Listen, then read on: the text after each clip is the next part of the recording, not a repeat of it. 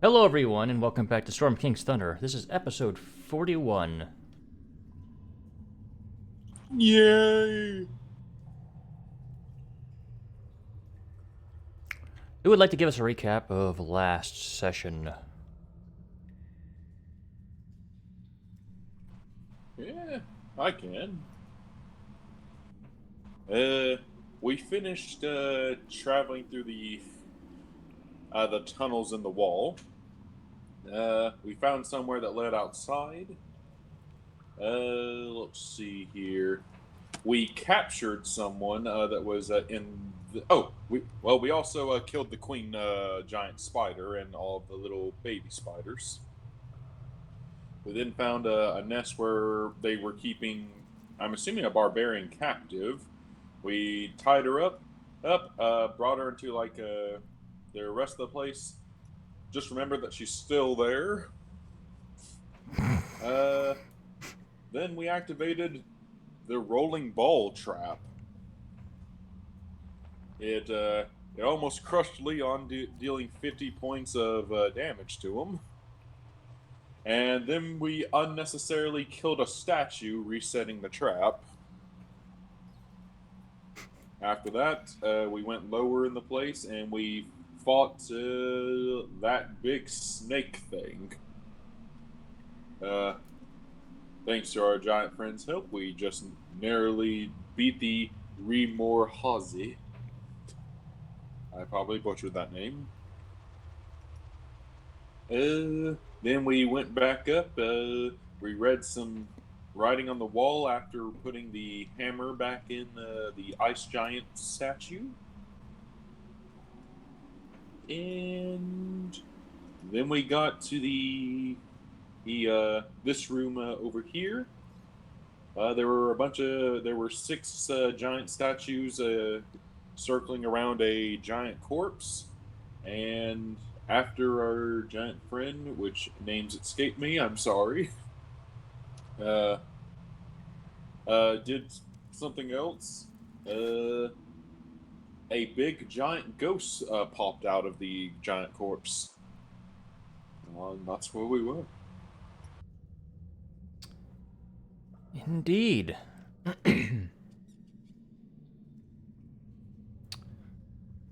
So, as you guys start approaching the corpse on the ground,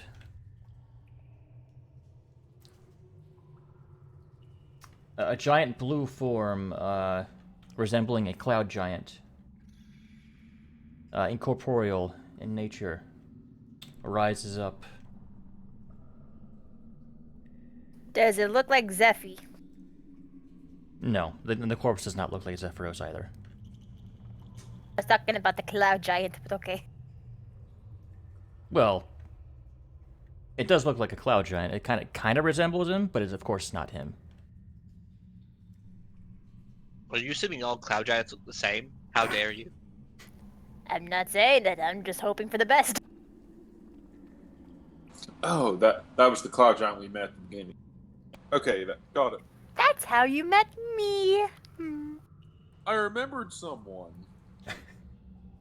That's like the only name of a character I have remembered off the top of my head that was an NPC.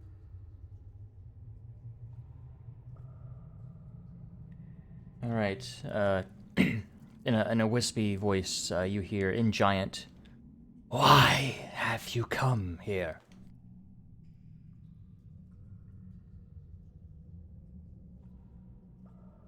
Besides me and Reed, does anyone else speak giant? No. You have a helmet, so I'm not wearing it. We have... Crap. Why did we come, guys? He wants to know why we're... one moment, please. I'm gonna say in giant to the giants and go back to my friends. The fire giant guy, right? The fire giant king. We're trying to find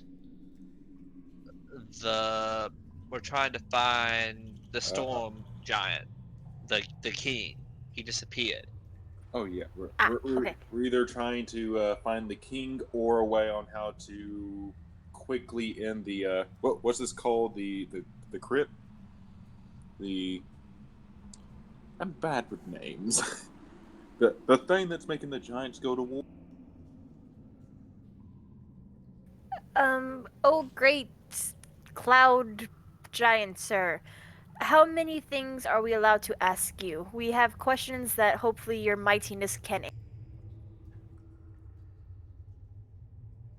And I'm staying on the back of the panther this entire time. Okay. He kind of laughs a little bit. Must be a misunderstanding. I am not the oracle. And he gestures to a circle in the ground, a large mithril inlaid circle.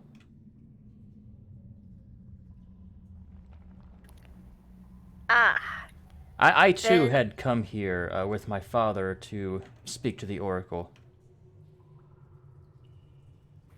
I understand. But could you possibly still answer questions for us before we get to the oracle? Perhaps. Thank you. First thing, do you speak common or should I keep playing translator?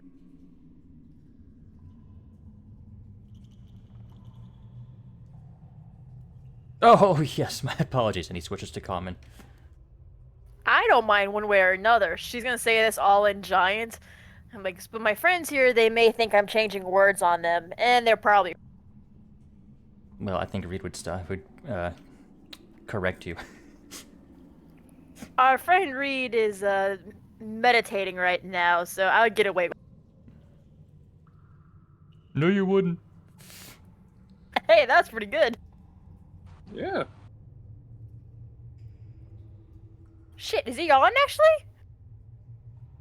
Okay, never mind. Nope. I was like, ah, crap. Hi, Reed. Do you happen to know what the giants are fighting over? How we can stop these warring giants? I do not know. I had, like I said, I had come here with my father, and the oracle had told us that a great upheaval would upset the balance of power in the world, giving all giants the opportunity to win the respect of their gods and bring glory to our race.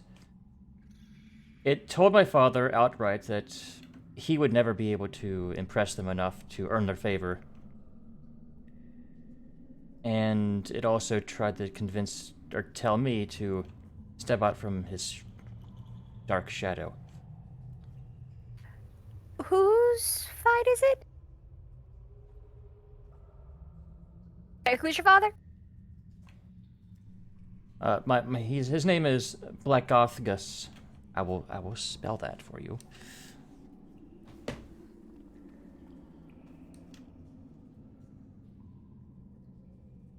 And if you don't mind me asking, what darkness does your father have? He is an ambitious sort, and after he overheard this, he got a look on his face and he attacked me. We fought, and he, of course, he gestures to his corpse on the ground. Ah, okay. Well, do you want any water?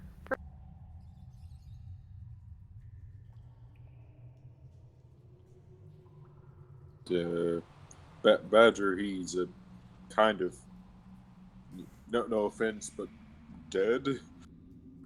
Not him! Please forgive my friend.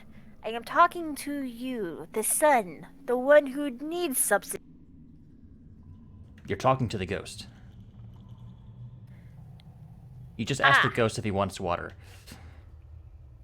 I thought the dad was on the ground, not him. No. No, Eh, the dad killed the son and then left. And I now the recant ghost my is- offer for water then.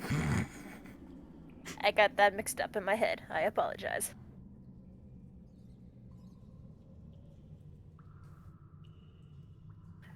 So, is there anything we can do to help you? Like, are you stuck here now, or? Well, if you wish to avenge my death, you could destroy him. Ah, you s- He is I, not I a would, good man. I'm gonna say this in Giants. I personally would love to avenge your death. There's a lot of bad people out there. We may have to put them on a waiting list. Because our avenge list is getting longer by the day. Um, but if we did, I'm just gonna say it's in common. What does your father look like, or where could we possibly find him? He looks kind of like me, just older, or what I used to look like at least. As for where, I do not know where he went. Perhaps the Oracle has an answer. Gee, sorry, go. You said he looks older. Well, I've only ever met one other cloud giant. He's awesome. Would your father happen to be a spellcaster? No, no, no. Oh, thank God. Okay, that cloud giant's a good friend of ours. Not, not to like say that because I know one.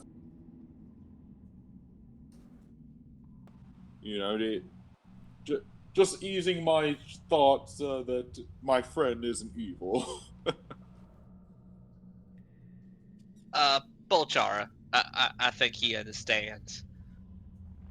Let me ask you this: when you and your father spoke to the Oracle, did the Oracle put a limit on the information that you could get, or is it just one of those situations where he didn't ask much, so you couldn't really tell us? When you ask the Oracle a question, one of the lanterns will go out. And he points to the 6 lanterns spread across the room, and that each giant is holding. Each giant statue is holding, rather. Okay, then. So we have 6 questions we can ask. That's good to know. Yeah.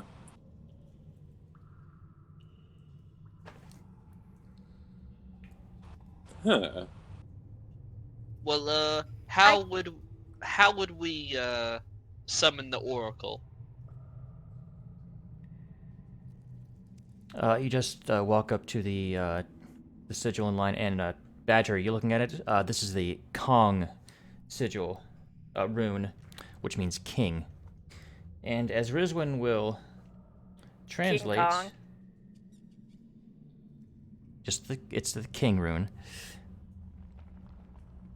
There's actually a dwarvish script around it that says, "Ask your questions and know truth," that Rizwin will relay. I'm assuming no is with the K and not the N.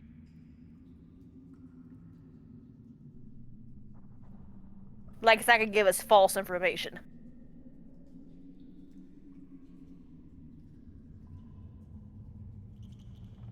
D- I, I have another question for you, Mister. Where exactly does does he get his information from?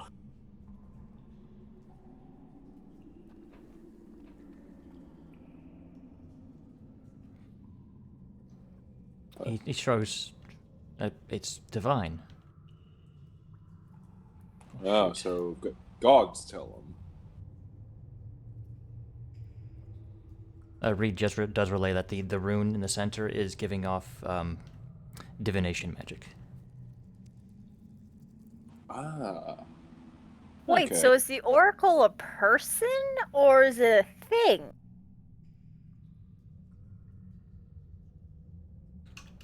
That's a good point, actually.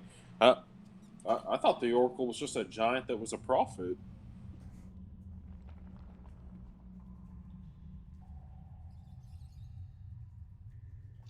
Well, I don't think we're gonna find out unless we actually summon it. No, Do you want to waste a question asking, are you a person or a thing? no. I do think we should get some things in order. We only get 6 questions. What are you planning on asking him?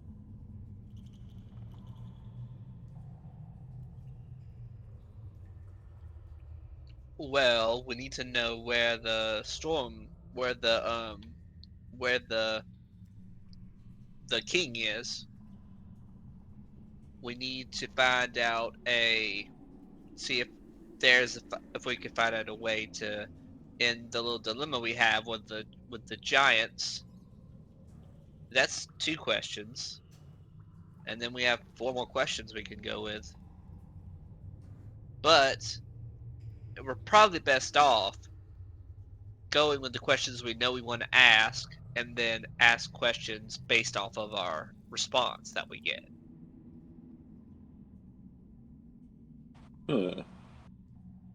Because the answer you get may lead to another question, or it may answer one answer may answer more than one question in a way, depending on how it is worded. Let's see.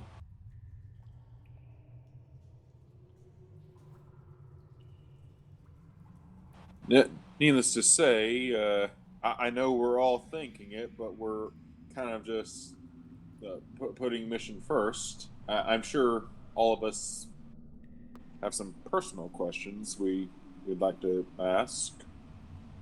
I don't think I'm wrong about that.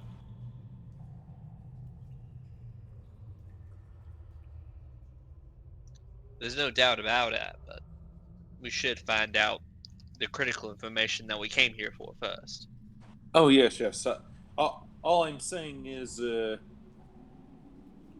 we we should sort this out first because I know every one of us here probably has one question that doesn't seem to have an answer that we'd like to have answered. But there are 6 of us, and after we get our 2 critical answers, only 4 extra questions. We could use one of the questions to ask where this guy's father is.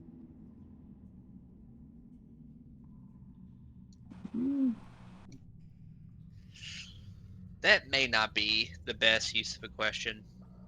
Yeah, I feel like that this guy's father may be deeply involved in what's going on.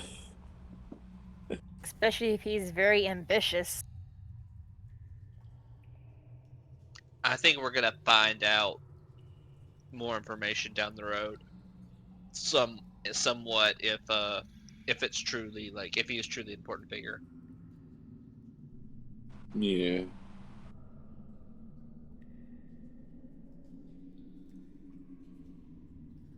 Hmm. Well, all right.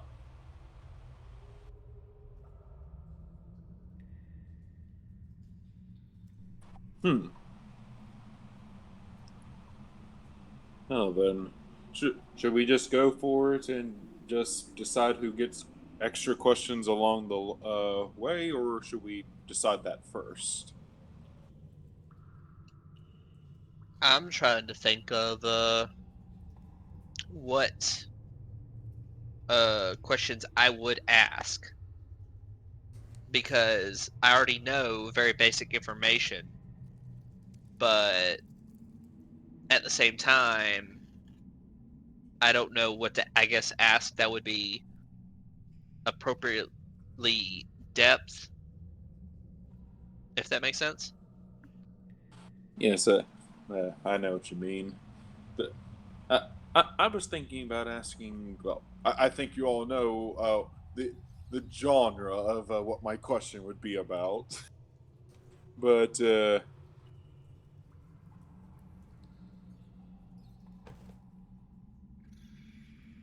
I'd only have one question. sorry, I cut out. Sorry, go on, Badger. I just would have one question. That's all I have. Yeah. All I'm asking you guys right now is, do we decide on the fly who gets the extra questions, or do we decide before we start? Well, thinking of it logically, some of us can get our answers down the road another way.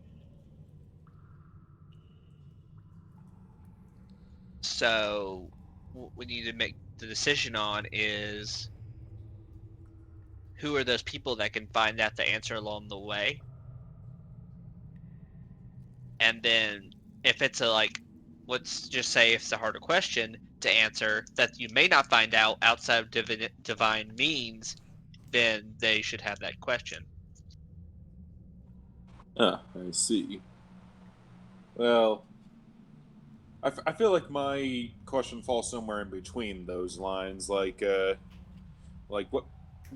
I'll go and tell you guys what my question is. I want to know if the devil is telling me the truth about the whole stuff about my demon ancestor in the woods, or if he's planning on double crossing me.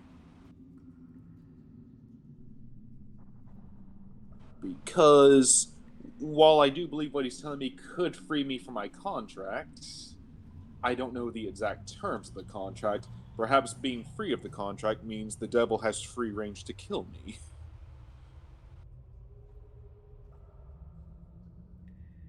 I would say that's to me that would constitute using a question because it's a very gray area. You wouldn't be able to find that in a book or word of mouth.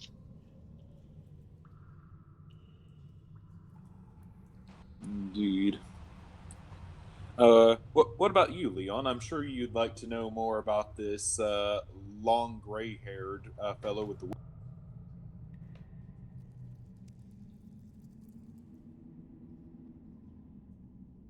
You there, Leon? I'm here, but I'm in the other room. Yeah, I guess we weren't sure if you were still over there. Did you follow them in or no? No, I did not. I think the only question I think I can ask right now without asking too much would be is who I thought my mother was an evil person, going based off of the knowledge I have on hand at the moment.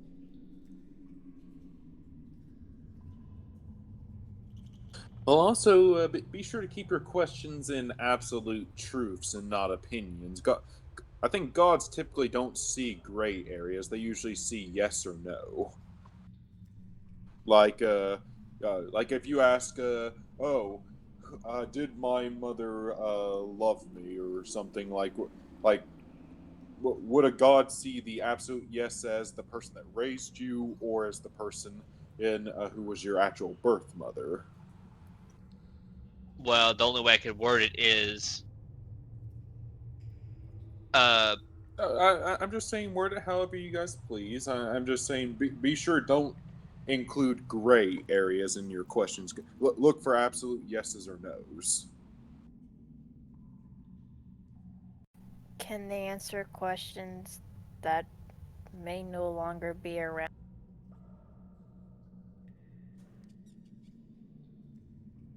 That may no longer what? Never mind. I think she may be in a roundabout way of saying finding out if her parents are still alive or something along those You lines. don't know that. That is out of game, man.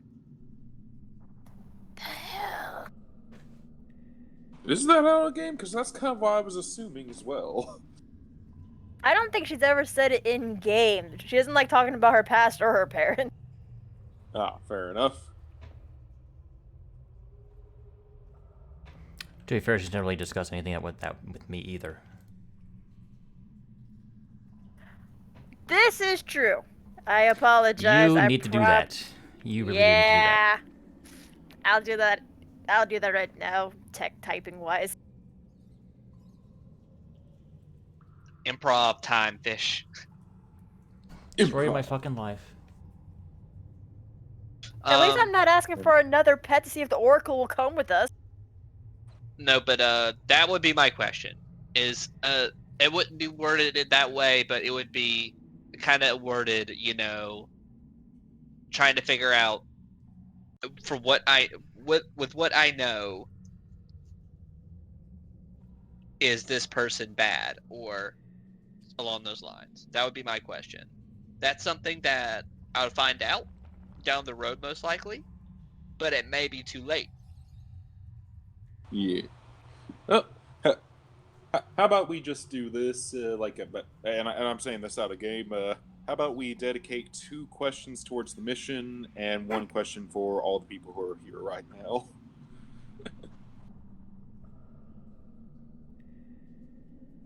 Yeah, because I don't know what question Rizwan would ask. Well, I do actually know one question she would want to ask. And I don't know about Reed though. Me neither. He doesn't really talk about himself. But yeah, I think yeah, let's just go with the first couple questions. Let's just ask the first question and see what happens, and see what we go from there. All right. So should we summon this guy up, or? Sounds like a plan.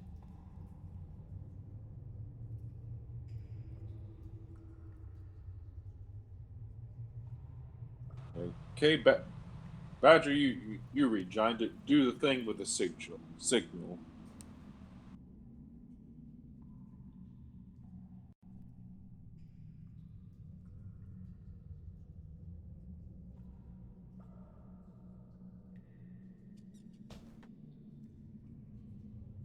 Badger? I think she's typing to fish.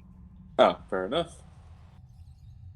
Badger is not technically inclined. She is trying her best to do what she needs to do. Badger will do the thing with the sigil very carefully because she doesn't want to get blasted with frosting. Well, what the ghost did say, all you need to do is step forward and ask your question. Step to Rune and ask your question. Oh, Badger will not do that. Badger's still thinking about things. Ah, okay. Ezra, do you want to take point on on our missions questions? Sure. So I step up. I step up to the sigils, and I ask, "Where is the king of the giants?" All right.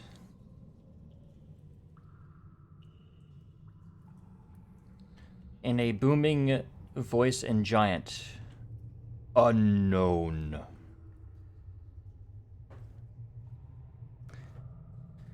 And the lantern on the hill giant goes out. I turn to Badger. What did he say, Badger? It's unknown. Unknown? That's not good. And we sure can count on the gods. Do you think I said? What do you think the second question should be? Should we ask if he's still Oh, living, or should we ask, is there a crap. way Well, to end the? Is there another way to end this dispute between giants? well, giving some insight on our first question. I'm guessing that means he's dead, and they don't know where his spirit went. Well, we don't know that. We were just told unknown. That doesn't mean much. That could mean they don't know where he is. They do not They do not know his whereabouts. Huh. Fair enough. It wasn't said that with the question. We didn't ask him, is he alive or dead? We just asked him where he was. Huh. Fair enough. So should we ask if he's still living? Ooh. Well, if they don't know where he is, I think it'd be hard to tell if they knew if he was alive.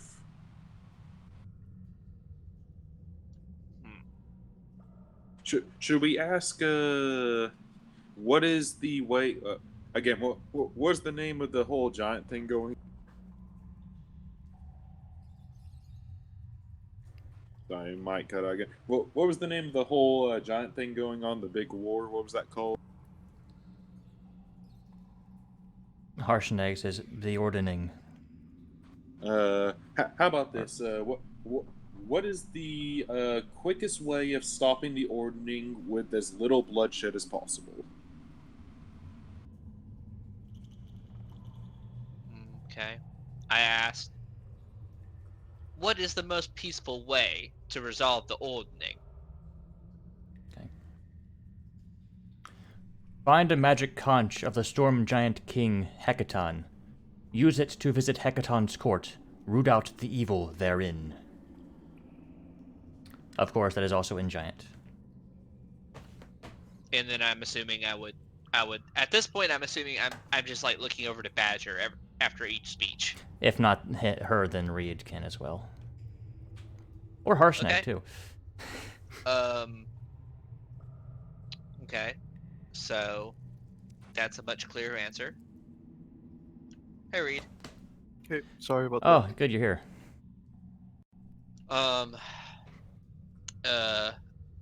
Do we want to see if he is what do we want to ask the question to see if the Storm King is still alive, or Well, we, we were only curious about the Storm King still being alive, so that because that'd be one of the ways we could stop the ordning. But now apparently we have a definite answer. we do, but we have to find the Storm King. We do? He said to find the conch of King Hecaton. He is missing. That is why we asked the first question. What's a conch? It's like you seen that? Have you seen that episode of SpongeBob, the Magic Conch? Yeah. That. It just said bring it to his court, didn't it? No, he said to find the conch of King Hecaton, and that will bring you to his court and root out the evil at his court. Oh, but at his corpse, yeah, he's dead then. Court. Court. Oh, court. Oh. God, I'm bad at hearing. Well, I guess I'm still a little deaf from last session. Apparently. So do we want to ask if he is alive or dead, so that we at least know that much? Or do you think that would be a waste of a question if his whereabouts are unknown? Ooh, that is a tough one. We could ask where the conch is, but I feel like they may not know that either. Well, that may not be a bad question to ask, because we can assume that it's with the king, but it may not be with him. It may be somewhere else. Okay, how about this? Ask them where the conch is, and if they don't know, and if the answer is unknown, where was its last known whereabouts? So, see if you can get away with that as one question. I don't know. How do you feel about that? Or I don't think that our weekly god would allow 2 questions in 1 question. yeah, maybe we could ask him it. I'll ask how about this? Where is the conch's last known location? Yeah, that'd probably work.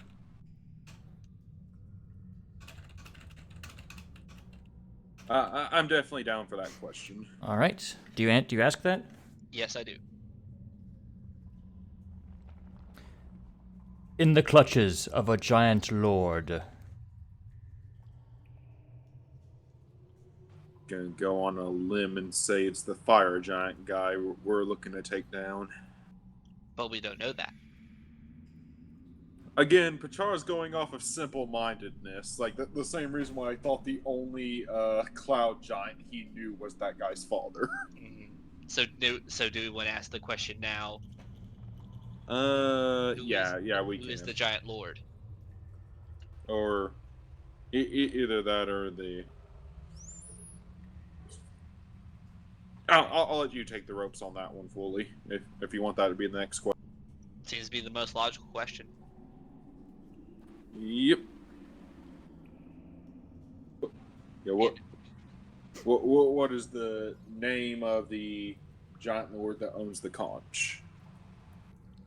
Or currently has the conch. Don't say own. What is the name of the giant lord that who is last known had the conch? All right, in giant. First, you must prove yourself. When human barbarians came to these lands, they fought our kind and stole our relics, burying them in the ground. The humans built altars to Uthgar, their god king, atop these relics and surrounded their altars with burial mounds. Go to these mounds, retrieve one or more of our lost relics, and bring them here as tribute. Do this, and your path will be made clear. There are many paths you can take. The more relics you deliver, the more paths you will have to choose from. Several evil giant lords stand ready to oppose you. You can ruin all of their plans by defeating just one of them.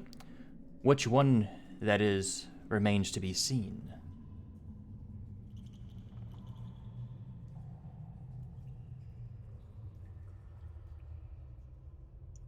How many? I'm going to say to our giant friend, hey, how many giant lords are there? 6, including King Hecaton. What are 5 names of the giant lord? Which 5 giant lords don't have the relic? I don't think we're gonna get away with that. We were just given a purposeful mission. I don't think you're gonna get away with that. Fair enough. Okay, is that all the missions related that we wanted to ask? There are 2 lanterns lit remaining. So we have 2 questions. Now, Reed, you were not here when we were talking about this, but we were discussing as far as asking personal questions. Who among us, would really want to ask a question to find out answers? Now, we planned on only using a couple questions, but we had to use 4 in total in order to get enough information to figure out our next point of destination.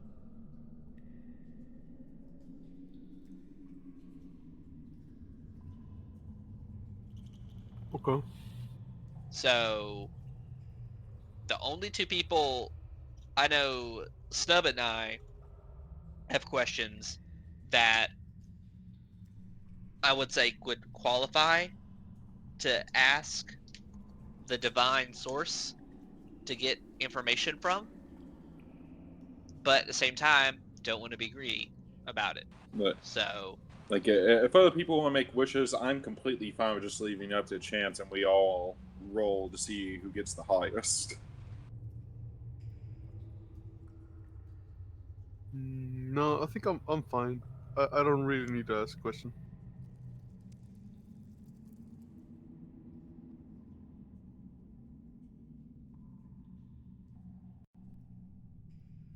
What about you, Leon?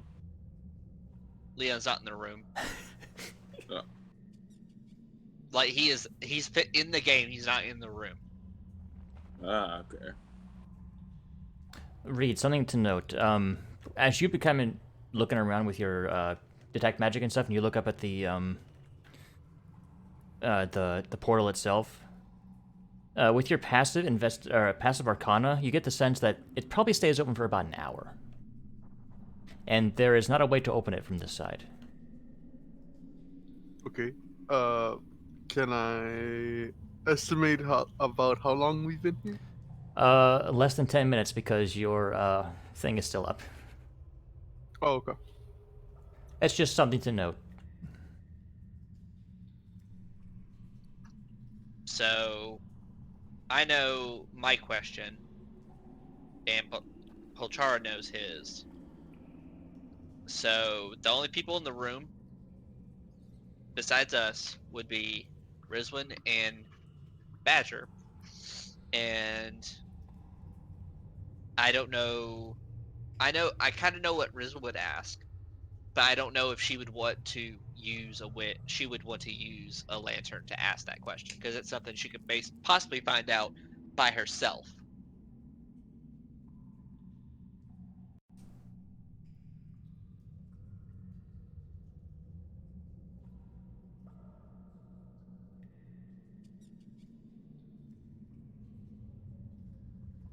What about you, Badger?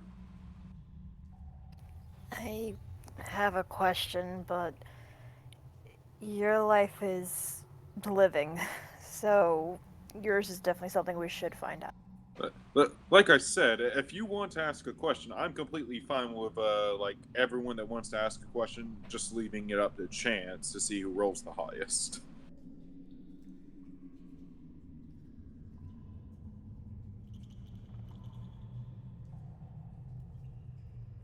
I mean, because technically, for me, I could find out. I could find that information. I'll find that information out either way. That doesn't make sense. So it would be nice to know. But if one of us wants to use, if two of us want to use questions, we all can't. We all can't ask questions. So I'll roll if I'll roll it as well if you know if we want to go the most fair route.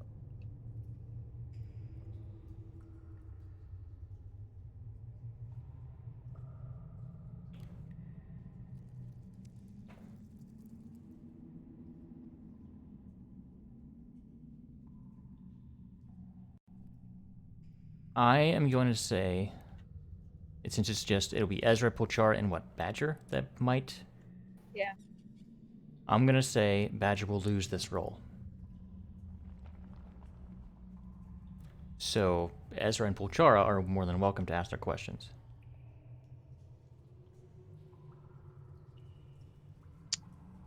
Okay. So as I stand there at the sigils, is it at a game? Is a long-winded question allowed? Is the length of the question? It doesn't matter as long as you basically word it in a way that you know it's kind of like a G. It's kind of like a G. It's like a djinn or a genie. The way you word it, you have to be precise in the way you word it in order to get the answer you're trying to find, or the most like precise answer. You don't know.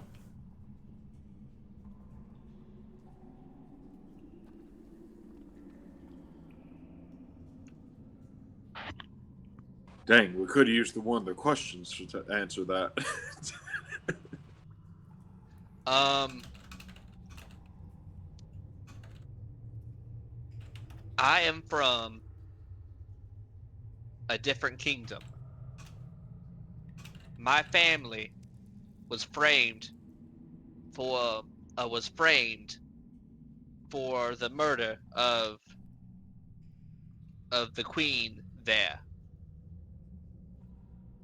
My my stepmother now sits on the crown. What was her true intention when she faked her own death?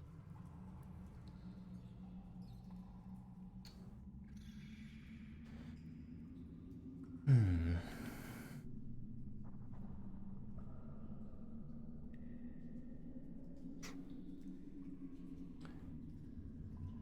And the booming giant voice.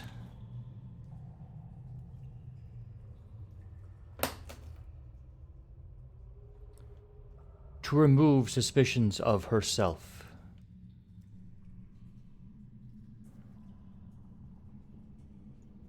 I kind of go quiet. And I step back from the sigils and I just don't say anything at all. And I start to I'm assuming if you walk up to the portal, you walk out of the room, like walk to the portal, it's gonna spit you back out into the Yeah, large it's like basically the moment you step through this threshold right here, it puts you on this side. So all you guys see after that answer, you just see me quickly do like a turnaround, like a noble would do, hearing something they didn't want to hear, and you just see me quickly step out of the area through the portal.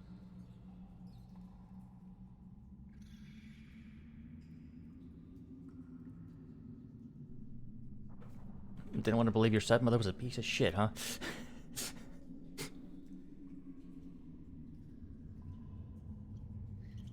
We all kind of knew it, but at the same time, Yeah. Alright, there is one lantern lit still. Well, no one else wants it.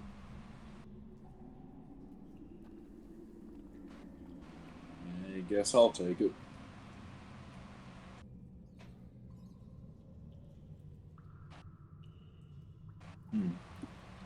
My name is Pachar Dablis. I have an infernal ancestor who is a purple devil. He has given me a mission to go deep into the forest and kill the first leg of my ancestry. He a partial demon named Arcus. Yes. Upon doing so, he says he will free me and my cousin Felix of our infernal contract, leaving us be. Eh, if I complete this task, is he planning on keeping his word, or is he planning on double crossing us?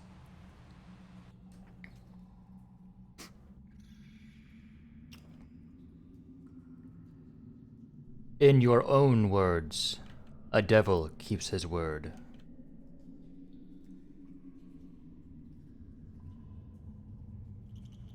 Is a reply you get, and the last lantern goes out.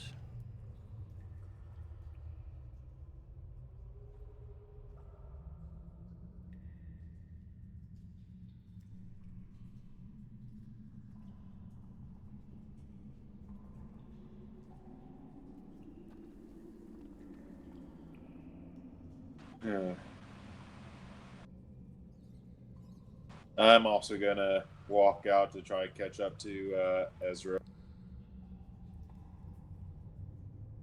as you do that, you just hear, as you step out of the portal, you just hear a quick succession of like 5 or 6 blast up against stone.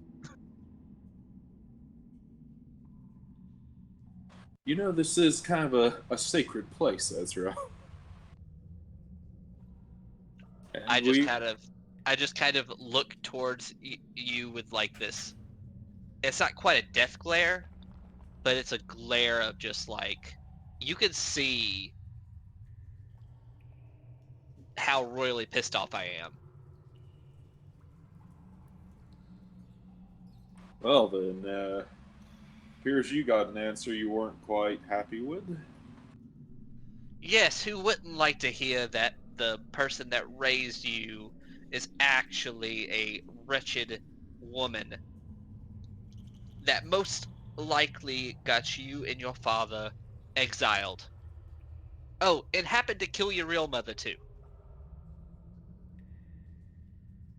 Eh, moms, they're never good.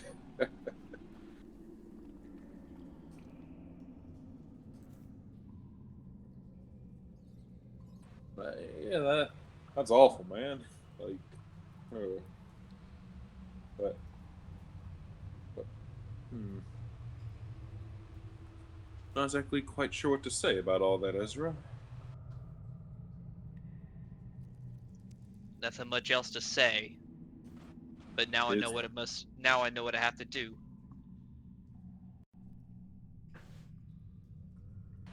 ooh, careful, man.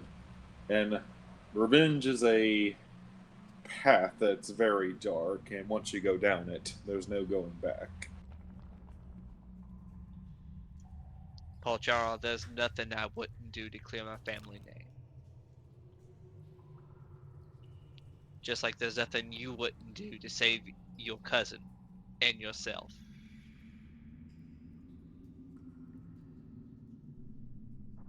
True, but doing what I'm needing to do will keep my cousin alive. Yours is more for honor.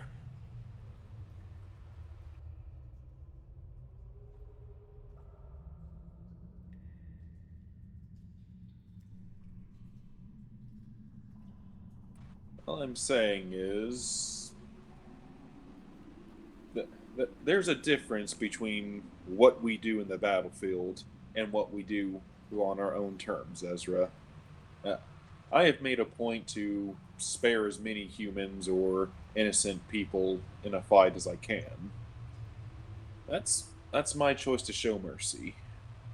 But just murder, something like that changes people. Maybe the rage talking at the moment, but she is not one that deserves mercy.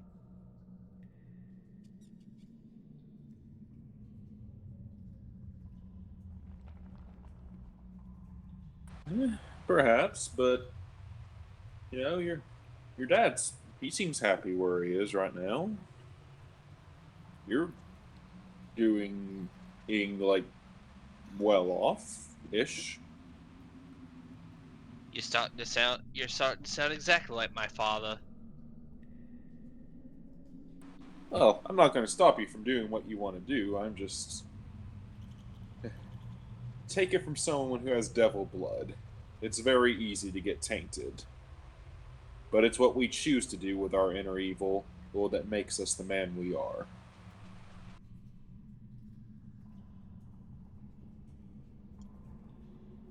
This is probably the only time you ever see him do it.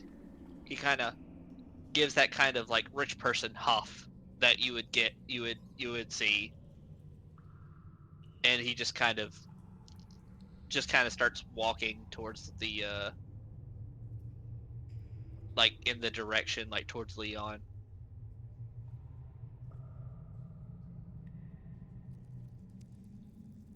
Josh is gonna see those guys over there. I'm like, I wonder if Leon would want to ask about that silver-haired winged individual. Probably should have came through the room. Oh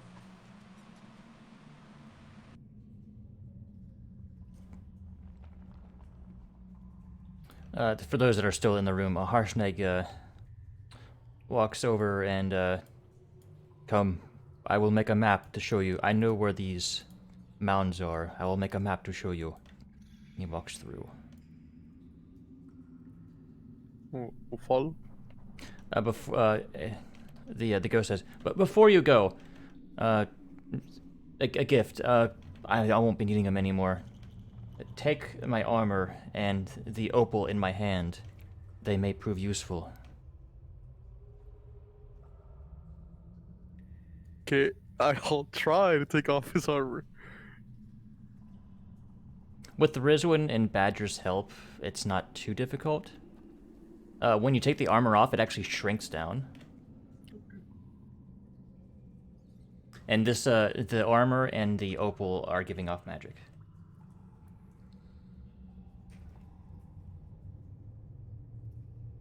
You know what? To speed it up, I think I can do this. I'm gonna cast Reduce on him, so I can just grab the armor easier. Okay. That's part of the getting it off of him. Alright. I just don't want to be stuck over here. So I want to speed it up as much as possible. Right.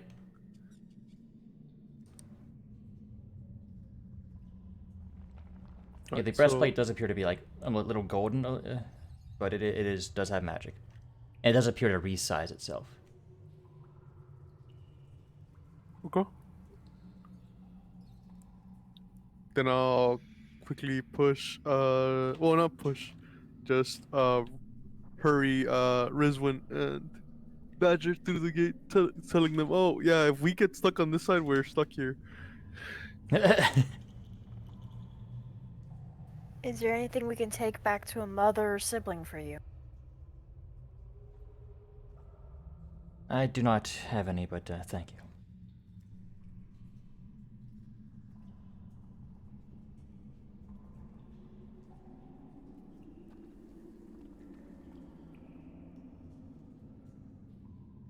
Alright, for the breastplate, this is a +2 breastplate.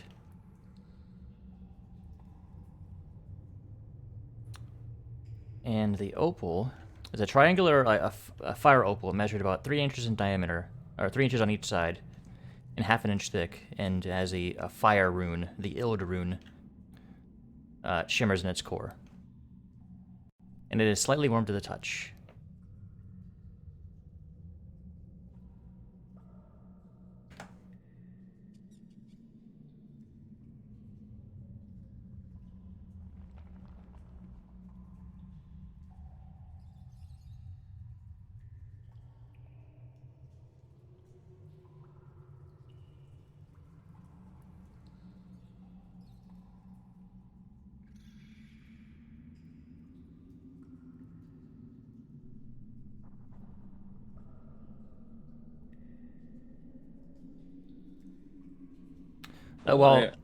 While Reed's identifying him, the portal does close. I definitely think 3 of us would probably be interested in that armor. Couple of you, yeah. Depending on the benefit, it may be worth giving up crit immunity. Yeah.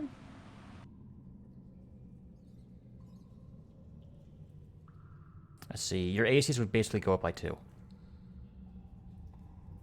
To whoever wore it. Well, that would be nice, but if someone else wants it, I won't fight. I'm looking up real quick the just to remind myself what the AC is. Your armor is the same AC as a breastplate, but it has disadvantage on stealth checks, and you're also immune to crits, which have stopped quite a couple actually. Yeah, that's like the only drawback is if I get hit with a crit, I get hit with a crit. Mm-hmm.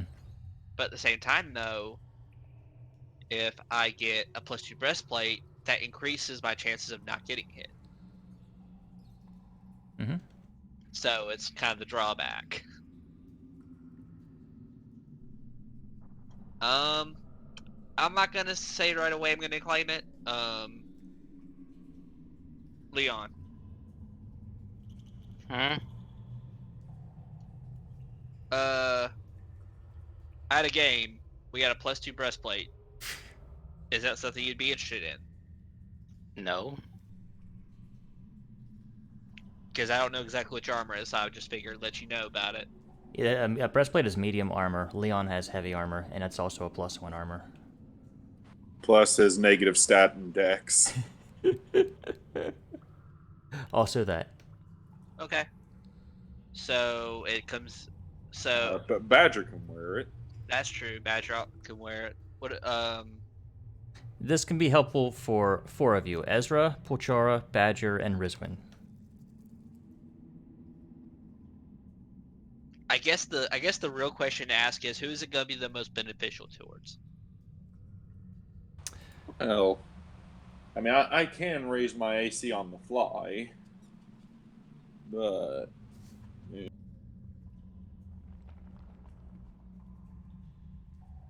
If you take it, Ezra, I would very much like a set of armor that negates crits with how often I get hit by them. You mean what he's wearing right now? Yeah, basically it would be I would give him the adamantium armor. Because right now, crits is like my kryptonite. Badger could benefit from it, but I feel like out of the 3 of us, Badger is the one that's like the least in up close combat. Yeah, out of the 4 of us, she doesn't take nearly as many hits in terms of like frontline combat. Y'all freaking Eldritch Blast from a distance. What the hell are y'all talking about? I'm a great sword fighter. And I also run up a lot with my rapier. I run up too with my rapier and my panther. Again, I'm willing to just roll for it if you guys want to do that, because I'm definitely interested in it. Perhaps this is something to get input on with Sky as well, since she could also use it. She can? Yeah, she's a dwarf. She has proficiency in medium armor. Oh, okay. So let's just put it in the bag of holding for now, and we'll go from there. All right.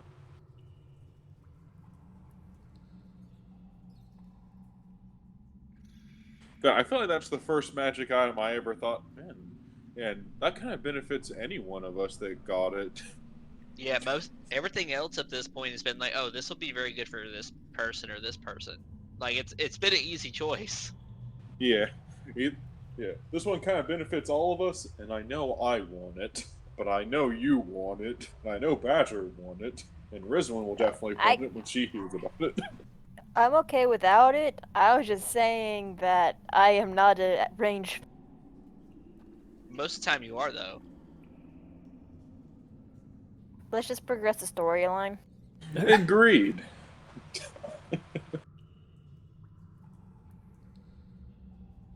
Reed, as they've been having this conversation, you've seen Harsh Knight kind of on the ground with this long, big piece of parchment. It's like 4 foot by 6 foot, as he's drawing this map. Oh shit! I'm just gonna be watching him. Let's see. Yeah, you're doing it. It happens while you're doing your identifying of these items. Okay. But When I'm done identifying the opal, I'll just ask who wants it and just toss it. Badger would probably take it and put it in her hoodie so that the cats and dragon will stay.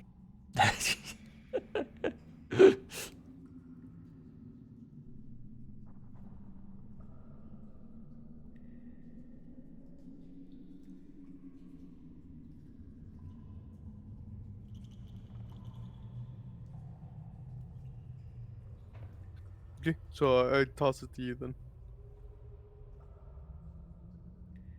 are you going to attune to this? Like, you have so much shit in your inventory. I collect things. Yeah. Maybe that's why I have no money. I never sell things.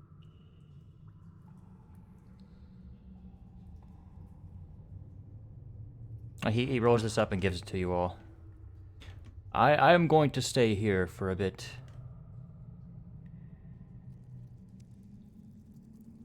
Safe journey. Are all the X's the locations? Yes. This one? Okay. There appear to be 9 in total.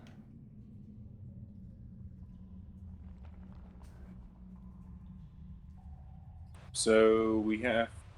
Did the boy say we had to get one of these and return it, or all of them? He said... Oh, go ahead. I was just gonna say. Yeah. He said, bring back at least one, but the more we bring back, the more paths are opened to us. Oh, I wonder if it's just like a cross-out list of which giant lord doesn't have it.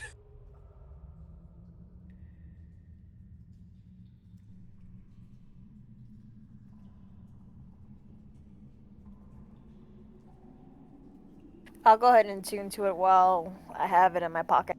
Okay. So you're gonna have resistance to cold damage and also there's other things on it. I think that's your first attuned item. Yeah. All right. You just got to remember that you can do all that stuff. Yeah. Me and my memory. According to the map, there's one that's really close by. Yeah, the Great Worm Cavern. But by the way, is that X that's showing where we are? Does that also mean that there's one there, or that's just where we are? That's just where you are. Okay.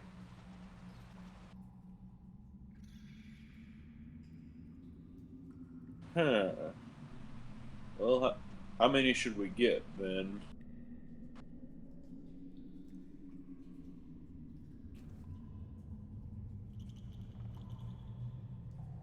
Because some of these, like, we have to go to like the actual places, is that we would need to search to get the answer. Well, one thing to keep in mind too is, some of those locations may be nearby a quest goal, and we can knock two birds out with one stone. Yeah, fair enough. One of them is really close to a half demon. Oh wait, no, I'm looking at the wrong. Never mind. Wait, yes. Grandfather Tree. Didn't Lithless have a mission for us checking out the Grandfather Tree?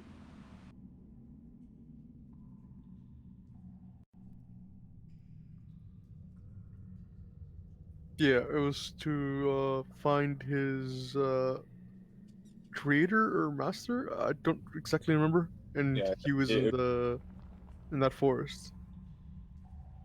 Okay. So I guess we can pick up that one to the right of us. Maybe we could make a trip to Raven Rock then?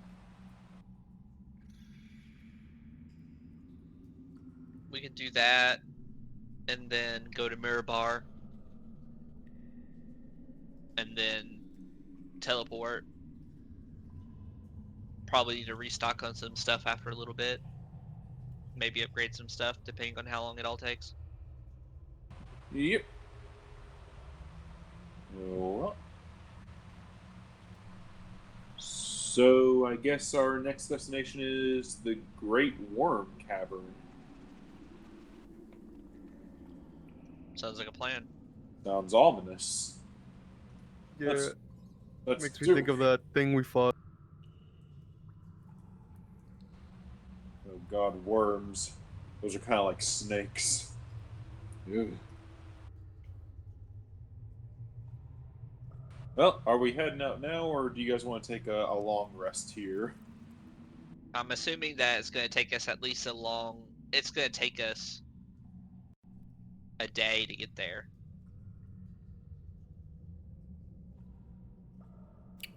Or half a day. You guys haven't been in here a while, and you're pretty I need a long rest.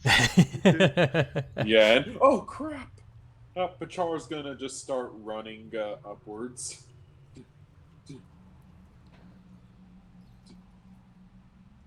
I'm gonna go check on our prisoner. You get there, she's gone. Oh! Where'd you go? Yeah. Well, that's unsettling. I'm not sure if I want to sleep here anymore. It's only one person. And we took all the weapons away from her. But she's got my manacles! Yeah, she had no weapons on her, actually. We'll buy you more manacles. But we're about to go on a big quest. What if we need to capture someone? We have rope. Oh. Wait a minute! I cast locate object on my manacles. Oh shit. I Okay. can cast this once a day.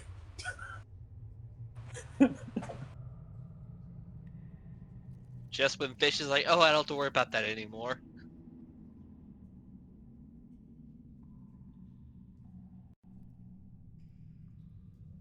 All right. You sense it. like west northwest of you, and it's going further away. I'm gonna make a roll here. I go into the caverns. Gotta get those manacles. It's beyond the caverns. Oh. Yeah, it's yeah, it's definitely well past 500 feet away.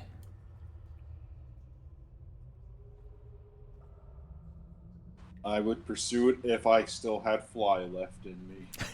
I don't. Okay, that. I'm just gonna assume everyone's coming to like the bedding area. I'm just gonna crawl up on this bed here and just. I love those manacles.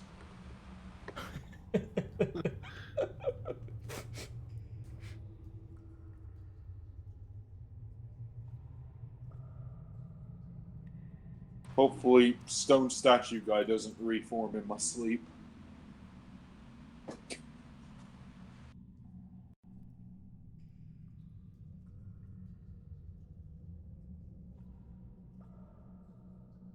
And I'm just gonna wait for everyone, because I'm assuming we're taking a long rest before we leave. Keep in mind, it is very, very cold in here. I'm gonna cast prestidigitation on my blanket to warm it up. Yes, for 1 hour. Oh.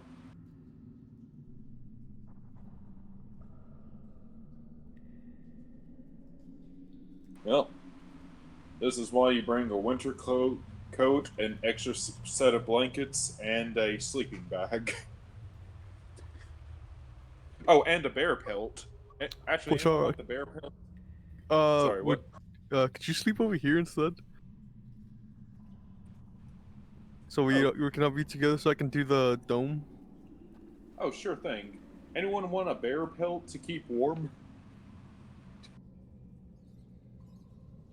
No. Yeah, fine. I'm just gonna layer up then. All right, Put you it in the guys, extra blanket. you guys bundle up in Reed's hut. It is warm and cozy inside the hut. You don't need to make con saves for sleeping in the fucking cold.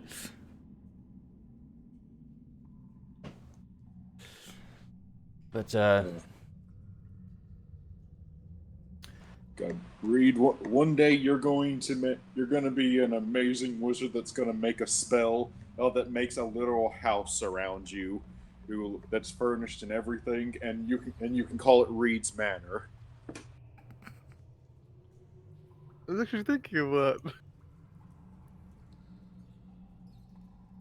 Reed, you kind of think about it for a second, and you realize, oh shit, some other maid called Mordenkainen kind of did the same thing with your passive Arcana, because it's a 7th level spell. Yep. Oh, I just meant a weaker version of that, like a small log cabin.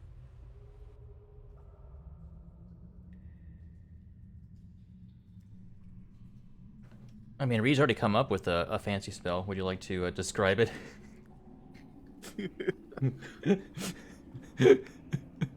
Yeah, I pretty much. I'll just explain to you what I've thought up for now. I create a spell. I just don't have the components to do it yet.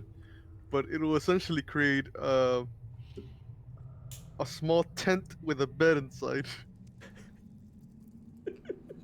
Ah, what components you need? I have stuff. I need either some leather or wool, I believe, some wood, and a couple other stuff. But we could just get it when we go into the city. Yeah, fair enough.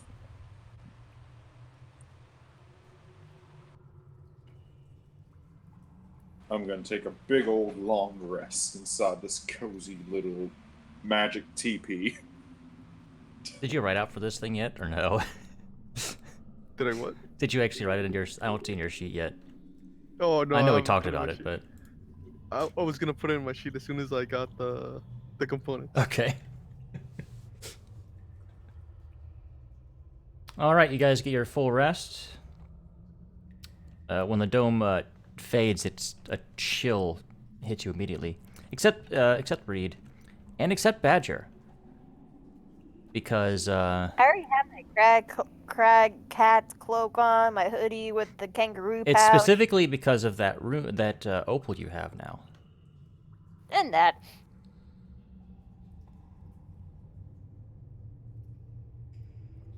Yep, you guys get your full rest. Got your HP, your spell slots, My half your hit dice if you spent some. Yay, I'm no longer super weak.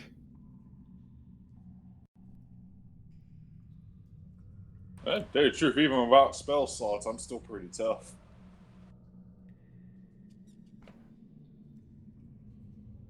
But it is very nice to have them.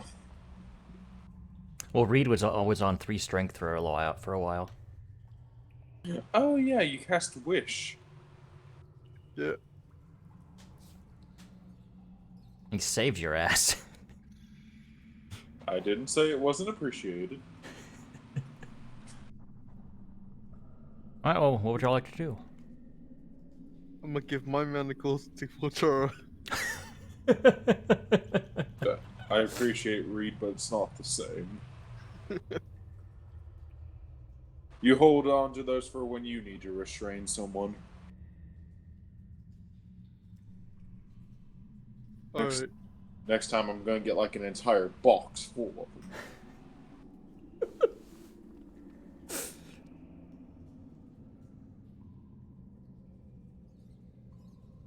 I can see it now. Every time we get to restrain someone, read my manacles. Oh my! No, I'll create a magic item on the bag of manacles. Just a never-ending bag of manacles. Or the bag of restraining. It has manacles, rope, chains, locks. Are you sure you're using it for those purposes? Yeah, I mean, there is a magic item that kind of does that. there is. Yes, it's a ball of... I don't know the exact name of it, but without looking it up. Immediately going on my magic item wish list.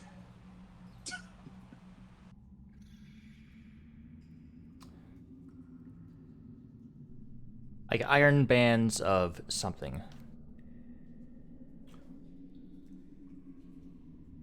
I don't remember the exact name. Iron bands of binding. Right Yeah. through the thing. Huh. Oh yeah, iron band. Yeah. I thought it had a fancier name. For some reason.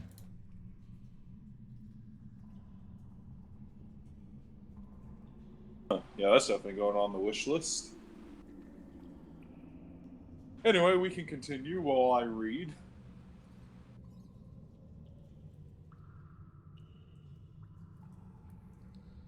Onto Great Worm Caverns, then. All right, which way are you guys leaving?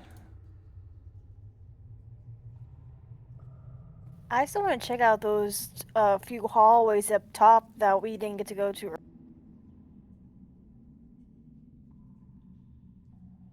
There aren't any.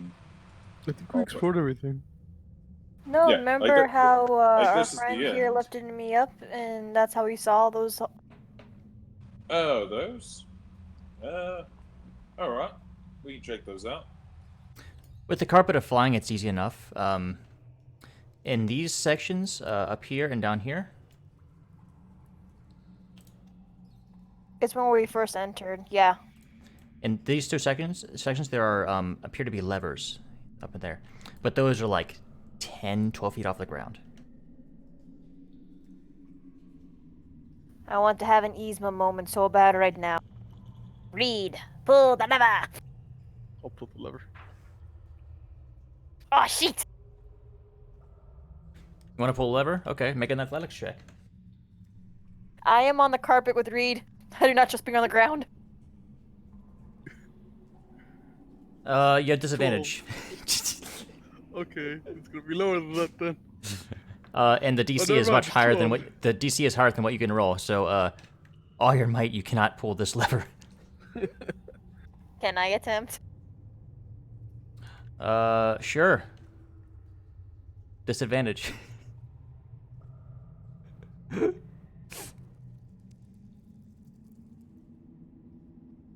You said athletics? Yep.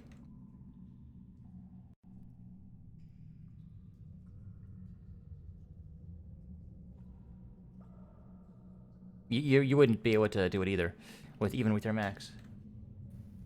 Even with my Mac? Yeah. Reed, do you have a spell or something? Yeah, I'm thinking about it. Huh. How tall is the ceiling here? The ceiling is 40 feet tall. Okay. How much weight would you say strength 21 is? Or athletic, like, if you had to put a weight behind?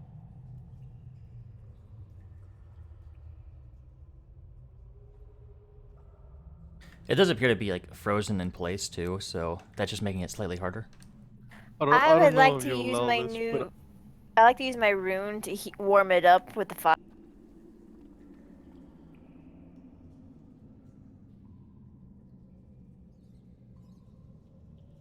Just a little, just getting the ice melted. You are not igniting any flammable object. Do you have any ugly clothes you don't want anymore, Reed? not really. I'm gonna. No, that probably won't work. I'm gonna enlarge myself. I'm gonna get off the carpet first, actually. Then I'm gonna enlarge myself, and I'm gonna try using my foot to lower the lever. All right, so order of operations.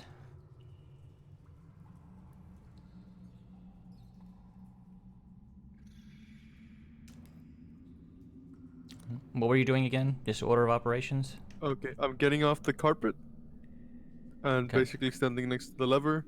Then I'm enlarging myself, and then I'm Okay. trying to use my foot well, basically my weight, to lower the lever.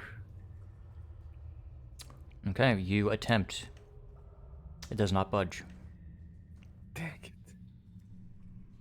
You sure you don't have anything you're okay to burning? I'm just gonna cast fireball. That works. All right, you thaw the ice around it. Easy enough. Now try stepping on it. Now make an athletics check. Does it enlarge give you an advantage? I think it gives me advantage. Let me just click it so you can see it. I think it's on strength checks.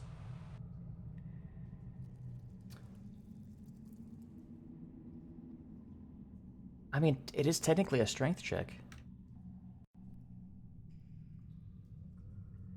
So, yeah, go ahead and roll. Okay. Please don't be a 1. I'd roll 2 1s. That is never mind, I rolled exactly 1. what you needed after thawing it. Okay. So you pull the lever down with all your strength and all your enlarged weight.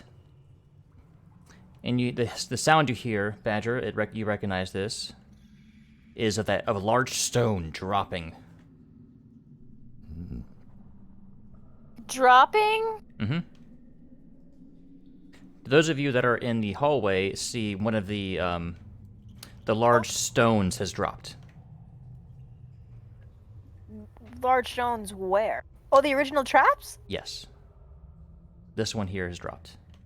I thought they never lifted it back up. They just stayed down. Well, they reset. Oh, so it's down now? It is now, yes. But they were frozen up. What caused it to be frozen? Well, up in the up position, it seems that it just has the trap set, and it can reset itself.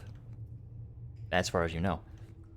And when it's pulled down, well, it lowers it.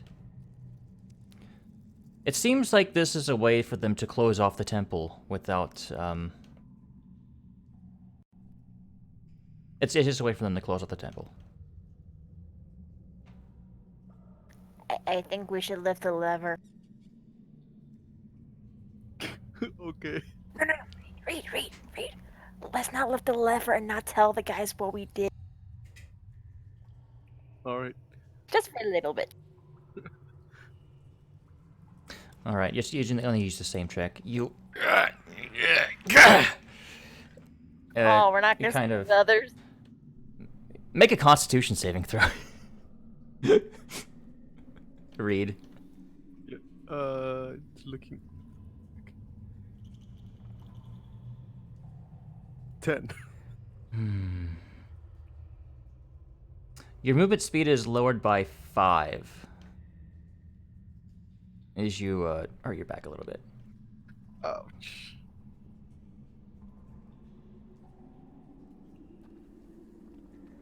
So safe to say, if I metagamed and saw the other lever on the other side, I'm guessing we'd have the same. That's just using your smart. Like, you kind of assume that one lever lowered one of them, the other lever probably lowers the other one. And if it's up like we found it, they go down with the sensor. Mm-hmm. So you just have to do what you did when you came in.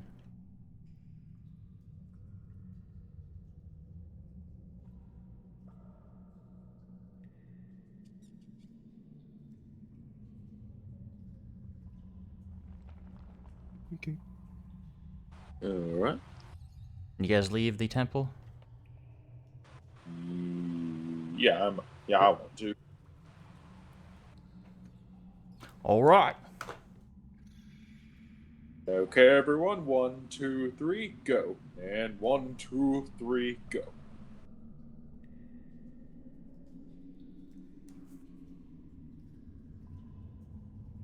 All right.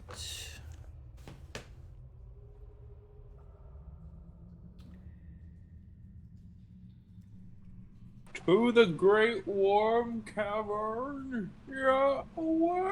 As you guys walk out, a strange vehicle hangs in the sky overhead, slowly drifting closer. It looks like a small ship with sleigh runners held aloft by a giant red balloon. Would I recognize it? You do not. Santa? Look at the size of that bird. As it comes a little bit closer, you see two 50-foot long rope ladders drop down when it gets close enough to the ground.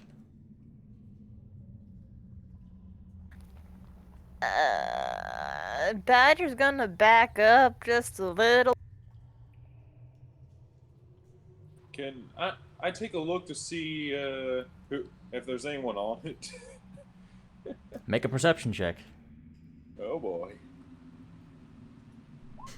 13. There do appear to be humanoid shapes on board, and they seem to be beckoning you to board. They seem to want us to climb the ropes. Should we? Or I'm just Okay. gonna be pointing at Ruby, like I'm trying to exclamate that we have a medium-sized creature that probably cannot climb a ladder. Guys, do we really want to climb up some random stranger's flying that's in the air with no escape, with no name? Is any of this ringing a bell? I certainly don't. Let me see what I can do about all this. God, the one time skywriting would be helpful.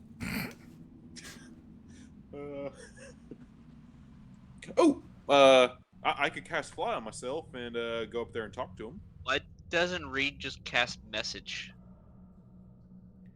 Can I see them? Yeah. Okay, I'll just cast message and say, can you please land? Our panther can't climb the ladder. You're not saying this out loud, are you? No, well, is if I have to, I think I do have to. So yeah, I am.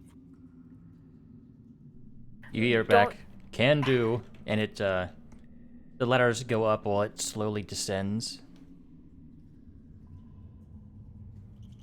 We don't even know who's on this. Why are we getting in a bus with a stranger? We're not. We're just investigating. Boats can fly. Apparently. Nothing gets past. Well, there's flying fish. Nothing gets past you, does it, Bulchara?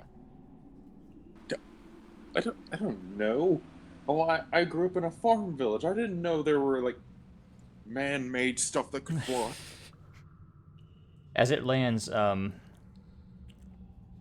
you see a couple figures on the ship. They appear to be wearing black leather armor and black leather masks. We come to you on behalf of Cloth, the great dragon of the north. Cloth offers you this vessel in our service as a gift, so that you may cross his vast domain while avoiding the many perils of the land below. War against the giants is inevitable, but the great dragon commands you forge ahead and face your destiny. The ordering of the giants is broken, and they are not united. Slay their leaders, and you may yet prevail. If you succeed in quelling the giant threat, Cloth bids you come to his hidden vale, so that he can reward your bravery. Dragon? Can I I do like a history rewards. check I on do this? an insight as well. Something. Sure. Reed, you know who these are. You recognize these types of people. Like, I'm also going to ask them like, the ship is like is a gift or a ride. Both. It's probably yeah, both, yeah. They So what answer does both. 18 in history tell me? That tells you that you've heard rumors of an ancient dragon that is, well, one of many ancient dragons that reside in the Sword Coast. This one is, let's see.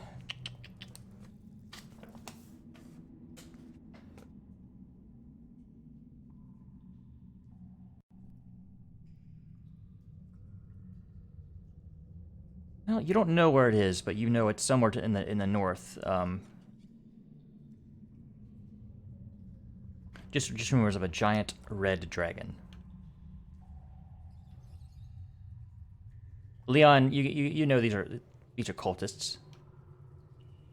So, but they seem to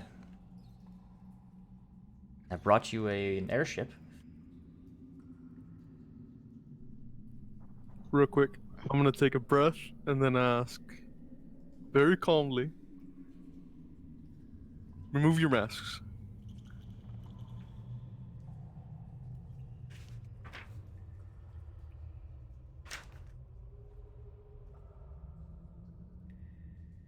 Why would we do such a thing?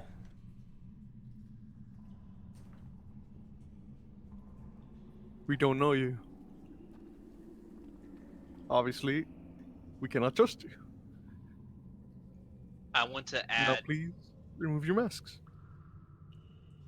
I kind of want to add as he gets done saying it. We know about the ordning, and we've had to fight a few giants ourselves. So, yes, we would appreciate you taking your mask off.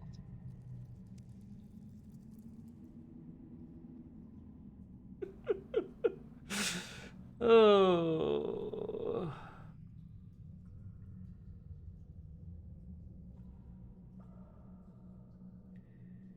We kindly decline. For to take off the mask would be an affront to Cloth.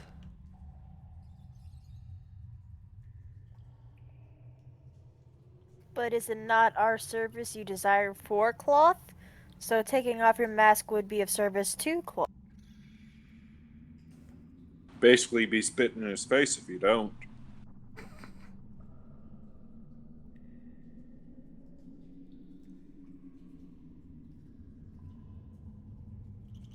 Persuasion or deception?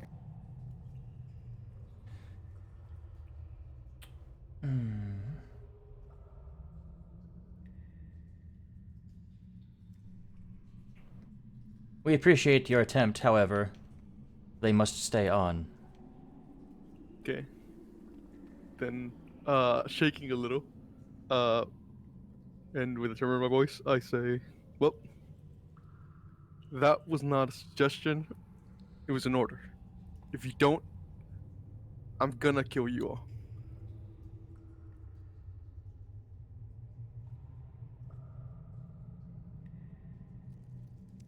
Oh, And I well, if... start preparing Sickening Radiance. I'll go ahead and have Ruby kind of join snarling and getting into a crouch position. Oh, that is fine. It is in cloth service. However, without us, you would find it impossible to operate the ship on your own.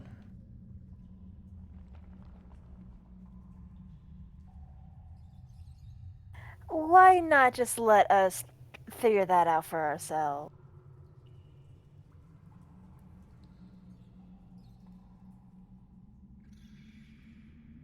We have quite the many intelligent people in our party. Look, friend. They You think don't we're want any. friends. You don't want any trouble. We don't want any trouble. All we're asking is that you show us the little bit, just a little bit, of leniency about your code of conduct with these masks. We've had to fight giants, devils, and much more than that. And we're still here standing. Now, it's apparent to me, to all of us, that you do not care if you lose your lives. But we do not want to kill you. We do not want to bring harm to you. So, to fulfill Cloth's will, as you say, if you just take off your masks, just show us a sign of trust here, it'll go a lot smoother. And that is a persuasion if that is available. If not, that's what I say. I mean, that's fine, but cultists are cultists. You are How correct far- to assume that we do not care if we lose our lives in service to cloth. However, we, as stated, cannot remove these masks. How far away from... Are they still on their ship and we're on the ground, or are they on the ground with us? Yeah. The ship is on the ground now, but they haven't come down. How far away from me are they? Not that far. Does anyone object to me throwing one of the bag of tricks animals behind them trying to knock their mask? I'd like to try one thing. I obviously drop Sickening Radiance because it's too long. Okay. You mean you don't use it? I don't use it yet. Okay. So that's that spell slot gone. Yep. I'm going to walk up to one of them and say, and I'm just gonna get my usual like smug grin. Hey there, buddy. We all respect good old Clothy there. He's a good, yeah, he's a good Lord and Savior to all of us. But why don't you just go ahead and tell me everything you know and his intentions about us? Be a real pal there. As I'm trying to cast suggestion. Okay.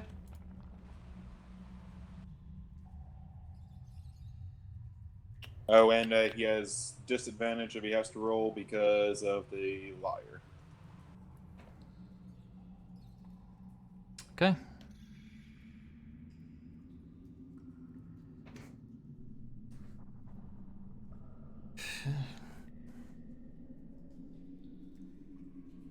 His intention is merely for us to provide you aid and to give you the use of this airship.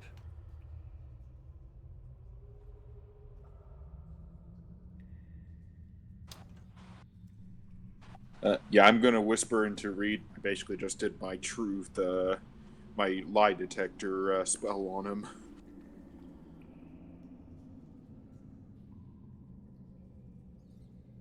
Well, would you just give us just a moment to discuss amongst ourselves?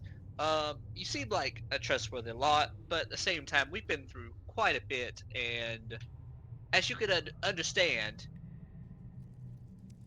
most of us are weary about hopping on an airship with people that just literally came down from the sky. They also, they had, our orders are to steer the ship and, as you direct, and help you defend it. Understood, understood. But if you'll just bid us a few minutes, just let us just discuss it real quick. By the way, Pochard, they did fail. And that was the response you got, so. Yeah, so yeah, I'm gonna relay that. Okay, so these guys are either not in the loop of what Cloth wants to do, or Cloth is legitimately just wanting to help us with the whole giant situation. What color's cloth? Is red. Don't we know that chromatic ones typically don't have good intentions? Yeah, but red dragons are typically not the ones that try to lie and cheat their way to getting people to do what they want. They're more of the use their brute strength to force you to do things. Yet they're willingly giving us a gift? I feel like there's some alternative motives. Well, dragons and giants have been mortal enemies since the age of time. It's more like a loner than a gift, most likely. I think this is more of like, you help me and I won't kill you kind of deal. Either way, we're taking this ship, right? I'm referring to it as a ship, just thinking of it like a boat. I think we should just take it. Yeah, but guys, I'm not gonna lie, it could be my inner devil talking. I do love the thought of minions. We'll just keep a close. We'll just need to keep a close eye on them. Well, don't get too attached. But I agree, we should definitely take the ship, and they can drive us where we need to. Also, I'm pretty good with vehicles, typically land vehicles, but I could probably It's get not a land one of. vehicle, though. No, I'm saying if we could keep them flameless for a while, I could learn the controls, how it works, get them to teach me how all that happens. So ingredients. Agreed. We will. We accept the offer. Then come. Come aboard. We welcome you. But Char will step aboard. Nothing to do it but to nothing to it but to do it. Yep. Gonna climb on. Can I go ahead and just summon 3 creatures from my bag of tricks before we get on? Sure. Ooh, is that a harpoon? That is a harpoon gun, yes. 3, 1, and 5.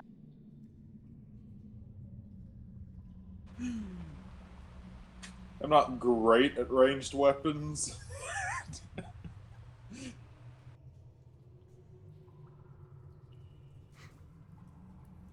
Oh wait, no, that's probably a siege weapon. I would imagine so, considering it's our ship. I'm not sure if I know how to use one of those. I would like to have the giant goat stay by one of the crew members, the owl sitting on one of the crew members' heads, a different one, and the chicken that's a mastiff. Mastiff. That giant goat is not getting on this ship. But I casted it. It's too big. I rolled it though. So does the 3 roll at 1 again? No, Or- you that's what you summoned. It just can't fit on the ship. So it's stuck on the ground for 8 hours. I can always just summon it back in the bag. No, it's stuck on the ground for 8 hours. Or however What? long it lasts. I thought the bag of holding stays for 8 hours or till I call it back. And Oh, then I does it- can't use it. Can you call it back? If you can call it back, that's fine, yes. Yeah, okay. Owl on the head and Bastard by the other one. Okay. All ingredients. We're going to the Great Worm Cavern first. Agreed. The our next destination is not that far from here. It's and I guess I'll kind of like pull the map out and just like kind of, I guess, notion to the one of the crew members that's piloting the ship. This is where we're trying to go. Oh, All right. oh, and as we're flying it, if you don't mind, I would learn. I would love to learn how to fly one of these. You know, having an extra set of hands on one of these things must be an aid. Of course. All right. It is. Let's see. 4.5 hours. All right.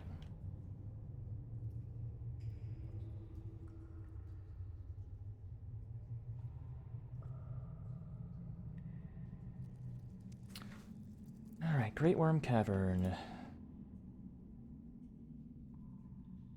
Bulchora, make me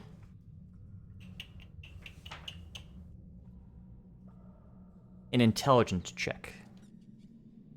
Okay, not terrible at those. Okay.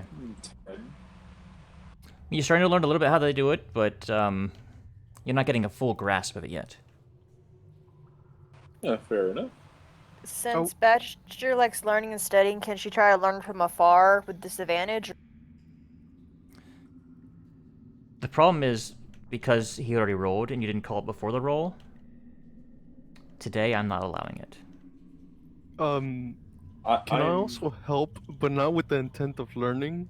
So I'm pretty much not paying attention to what they're doing, but I'm mostly trying to listen to their voices to see if anything sounds familiar. Okay. Roll an insight, Reed.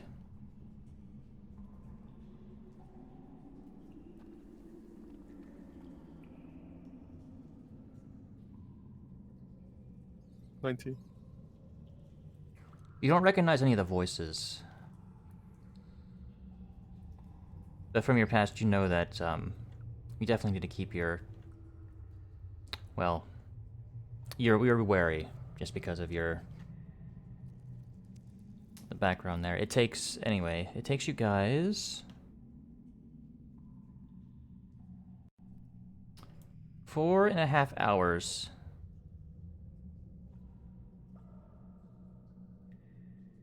Oh, by the way, I'm going to make sure that someone, either Ezra, Leon, someone sees me do this. I'm going to hang up the stuffed Bloodhawk in the living quarters place, Ace, and then I'm just going to tap my nose and point at the rod of locate object.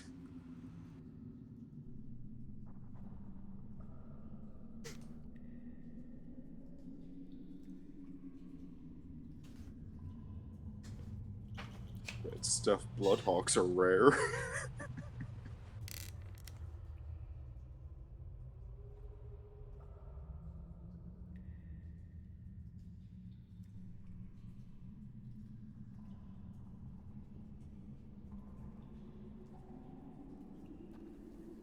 All right.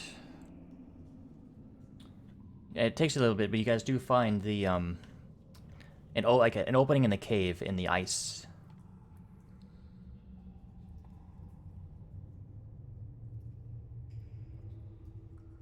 In the northeast end of the valley of Kedrun, deep in the spine of the world.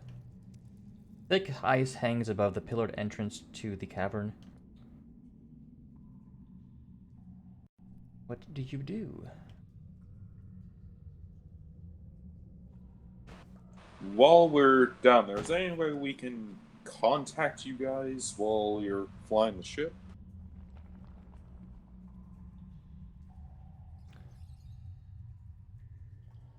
We will keep watch. We'll just be over to the side and ready to defend should the need arise.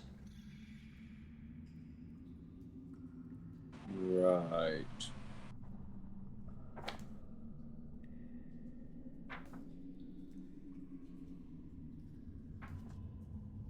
Okay.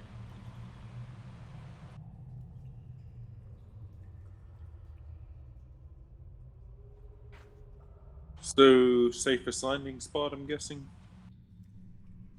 You said?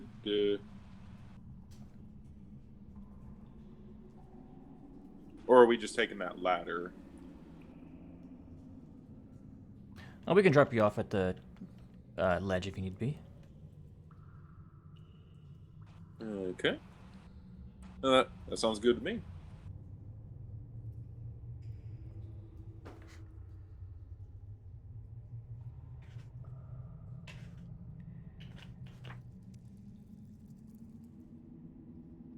Charles also writing down on a piece of paper so that he doesn't forget. Note to self: next time in town, buy parachutes. 6 of them.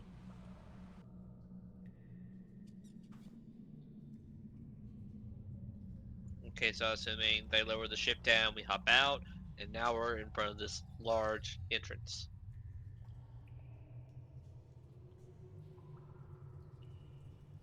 Well then, that's certainly handy.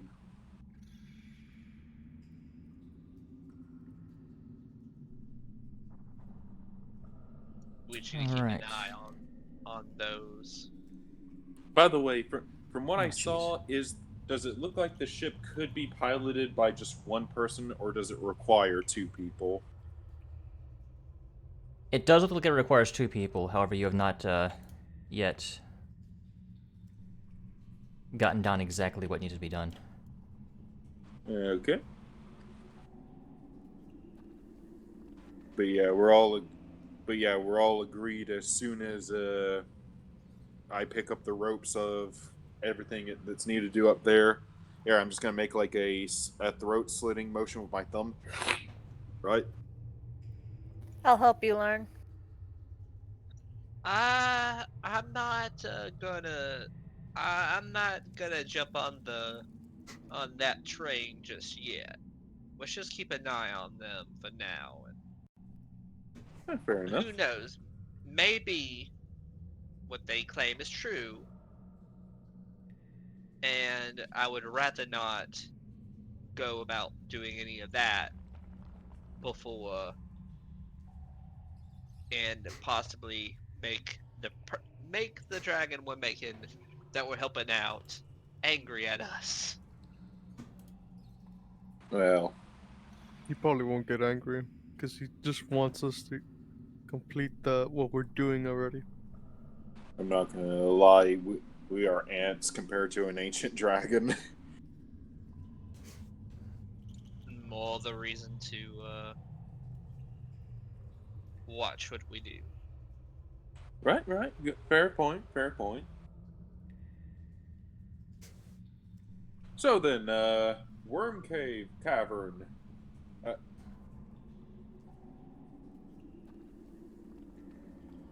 I'll keep an eye out for worms.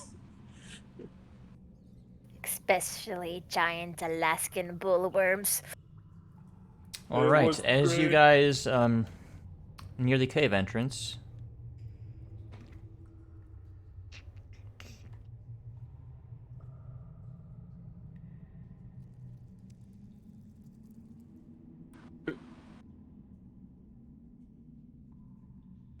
Who knows? all right, Maybe you guys by cannot currently see. All right, I'm just gonna.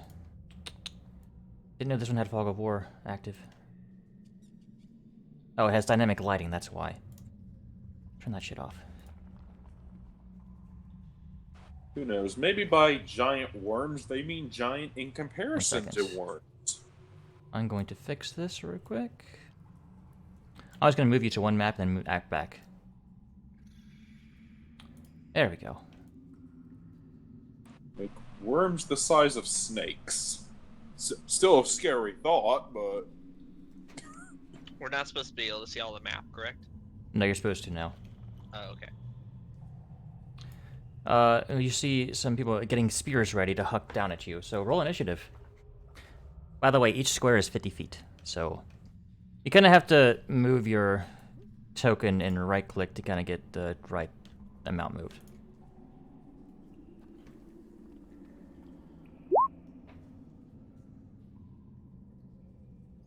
I don't know what it is about Pachara and initiative.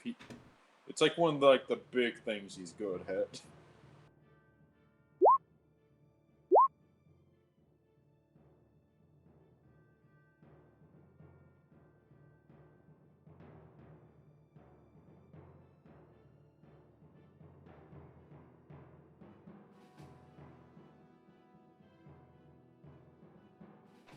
Alright, let's see. Okay.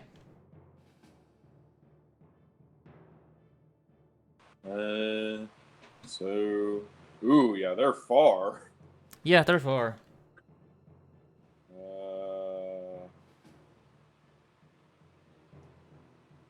Right.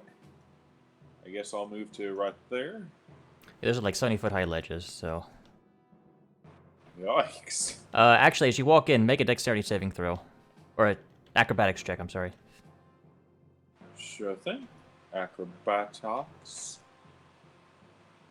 Alright. 21. As you walk in, you realize the ground is slippery and it's difficult to move on. But you're good, so. Oh crap, everyone be careful, the ground is slippery and difficult to move on.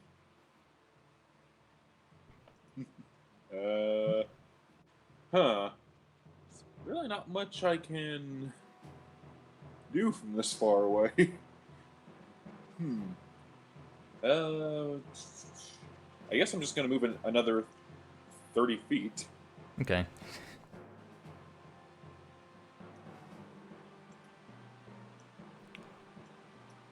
There we go. And that's gonna be my turn. Badger. It's slippery for some.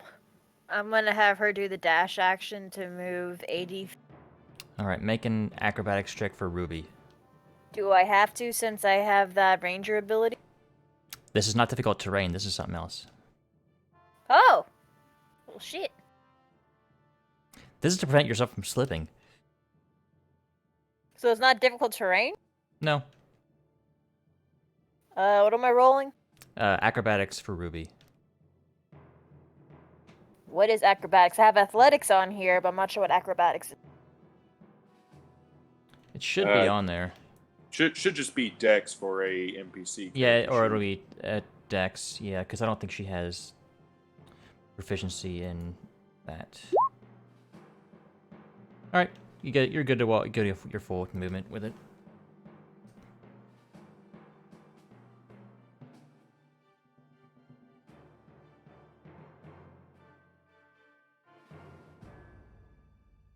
And then, how far is the...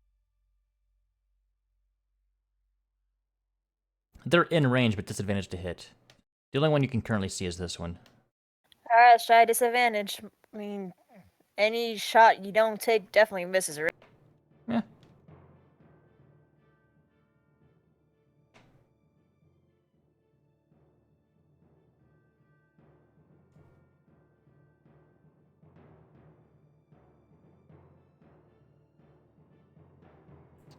I swear I'm clicking it. I'm not sure why it's not going. It went through. It went through. A 9, sorry. however, does not hit. There may be a second one popping up here. Second, I'm not sure why it took so long. I apologize. And I don't know why you're not using your +1 bow. That was the +1 I thought. That was Hang not, on. no. But a 10 does not hit. Oh, I got 2 bows in my inventory now. My bad.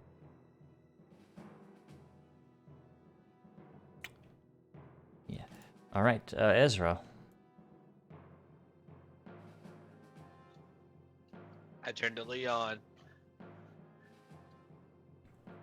You want to get up close and personal real quick? Sure. Are we like staying next to each other in Yes. respect of? I put my hand on his shoulder, and we teleport instantly onto that ledge with the Okay. mission door. All right. I like it. Excellent. Yeah. Boom. And then I go to dimension door. That's an action, I think. Correct. So I can't attack, but I will use my Hexblade's Curse ability on this one right here. All right. He has been cursed. All right, read. Okay. Huh. Where does the where they seem to be sliding? Kind of like right at the entrance here. So, right around that entrance. Okay. So, if you were to dash, you'd have to do it. I am gonna dash, but I'm not gonna try standing. I'm just gonna slide. Well, you fall prone if you. Yeah, that's what I'm trying to do. Ah, okay, I see. I'm trying to slide, like a penguin. You get 45 feet. How about that? Okay, that's fine. 45 times 2, it's 90. Okay. Well, no, I mean total with the dash. Oh, total. Okay. Yeah. What if I cast haste on myself? Well, how about this? If you make your acrobatics check, that'll be the flavor to see how far you get.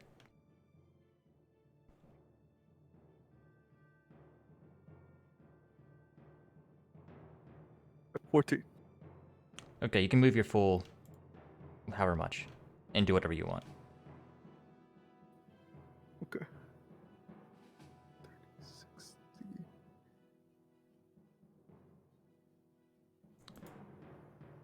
You Yeah, can I'll voluntarily just fall move prone. prone whenever you want. So. Yep. Just gonna go up to the pro. Okay.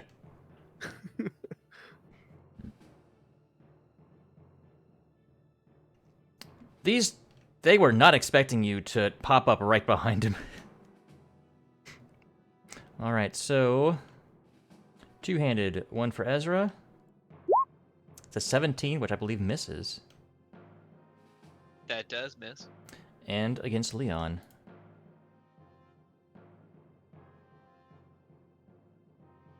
If it'll stop being a bit. Okay, there we go. 16 will miss. Yeah, it's gonna miss. Because I had clicked it twice because it was lagging. And it's your turn, Leon. How far is the one on the left from the ledge? It's like they're both really close to the edge of it, so if you were to shove them, they'd fall. I would like to go ahead and charge the one on the left and just shove him off. Okay.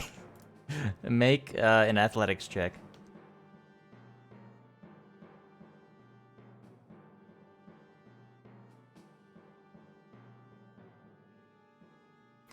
Also, Pulchar, the other two threw spears toward you, but they got nowhere near you. Ah, fair enough. 16. It's lagging on my end. 17. He does not move. Ooh.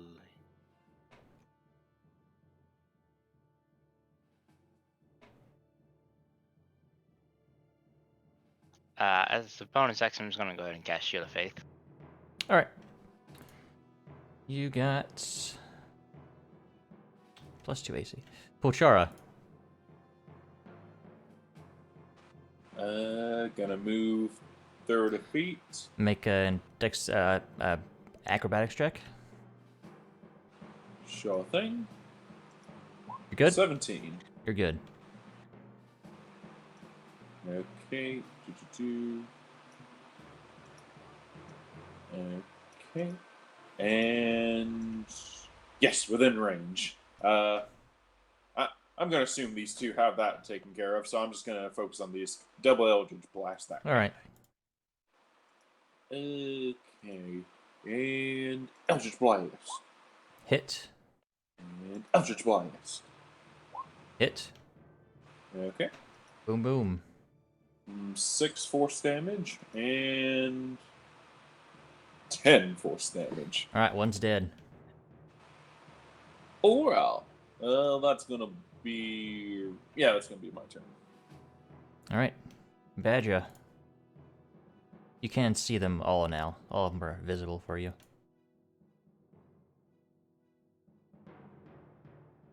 When you go to move, you'll need to do the acrobatics check for Ruby.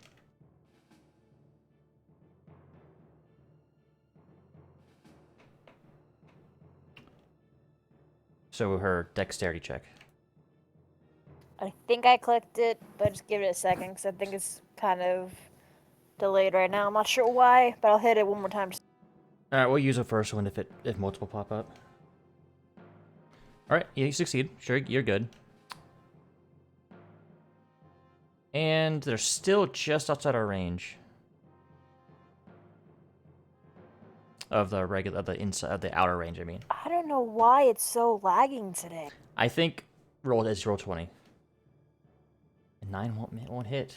Yeah, ignore my second one I just clicked. I apologize. That's fine. All the late night D&D players probably just started.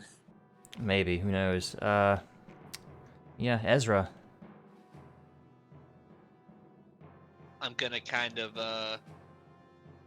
as I go to attack the one that I put the curse on, I'm like, I appreciate it, Leon, but I had this one tagged. I kind of wink at Leon as I go to take a stab at him.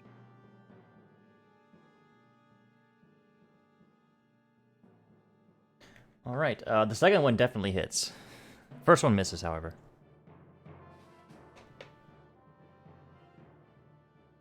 I clicked it. I'm just waiting on damage. Yeah, you're probably gonna kill it. They don't have that much health. There Oh it is. yeah. Oh yeah. Oh yeah, that's dead. That's a dead boy. And you don't get healed because you're full. Is it humanoid or Yes. Spectre time? All right.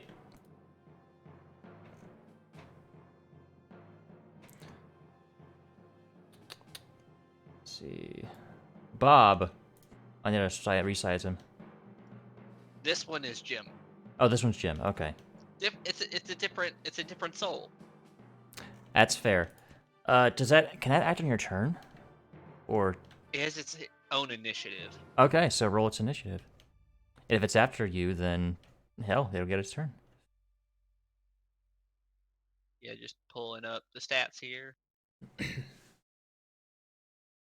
Sorry, I thought it was Bob because it's Bob in the summons area. Yeah, I get you. All right, it'll go after Reed. Go ahead and add it. Add turn. 6. Reed, you're up. Okay.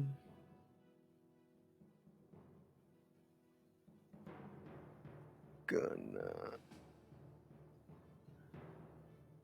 do another dash, so I'll just move the 45 feet, like you said last time. That's it.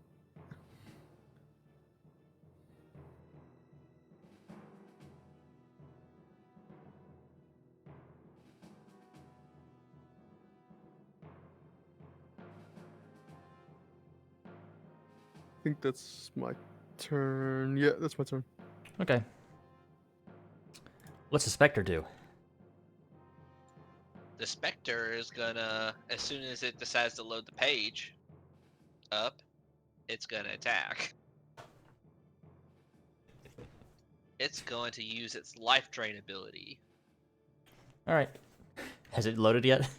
It loaded. I clicked the attack, the action. I'm just Okay. waiting for the action to pop up now. There it is. 12 That to hit. just hits. It has to succeed a DC 10 con save. Oh, go ahead and roll the damage too. The Or damage, the it- damage it- might kill it. Let's see. It is. If you just click the life drain bit in the text there, or in the chat bit there, it'll roll the damage. Oh, there we go. Jesus Christ. Yeah, dead.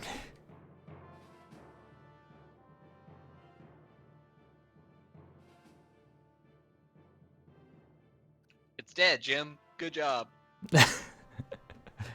He's dead, Jim. Good reference. Good reference. Leon, I'm sorry, man. So much for being close and personal. Let's see here. Do you have anything that's like 150 feet range? I have something at 120. I'm not sure if I have enough room to aim from there. If you get to the very edge of the ledge there, you have enough.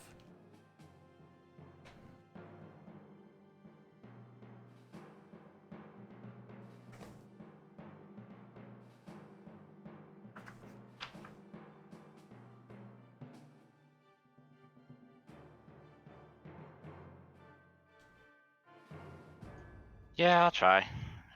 From 120 feet away.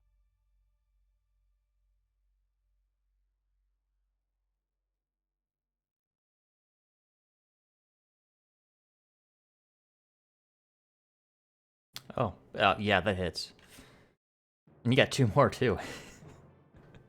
Yeah, all 3 will be aiming right at him then.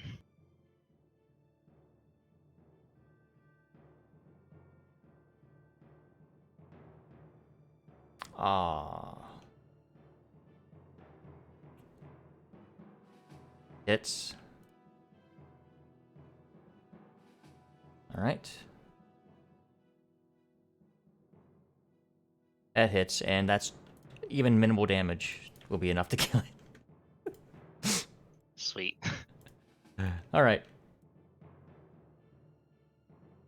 Sorry about that, Leon. It is what it is.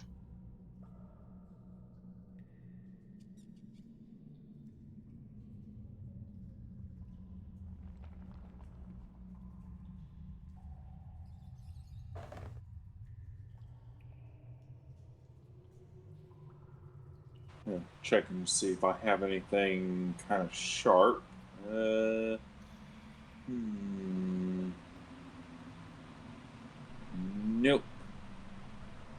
No. While we're up here, do you want to explore that altar? I mean, there's a path down there to get up here as well, so yeah. The ones down on the ground, you gotta move a little bit carefully because it is slippery, but since there's no danger, I'm not gonna make you roll for every time you move, because that's just ridiculous. Is there like a rock nearby? like a rock the size of like 2 bowling balls? Why do you ask? I'm going to cast Shape Stone on it. Sure. What do you want to make? I'm going to attempt to make shoes that have kind of sharp spikes at the bottom of them that will cause a lot of traction if I run. I'll allow it. He wants to make cleats. I'll allow it. That's using a 4th level spell for... Yeah, I'll allow it. Fair enough. And I'm going to give them a test run. I'm going to do a dash. Okay. They seem to work. Would Ruby get advantage with her claws? No, but... Oh, she's wearing boots, that's right. Because we didn't want some frostbite on her. Never mind. People say Shape Stone is useless. It's not. I was so I'm just gonna happy keep when I sliding got like a those. penguin.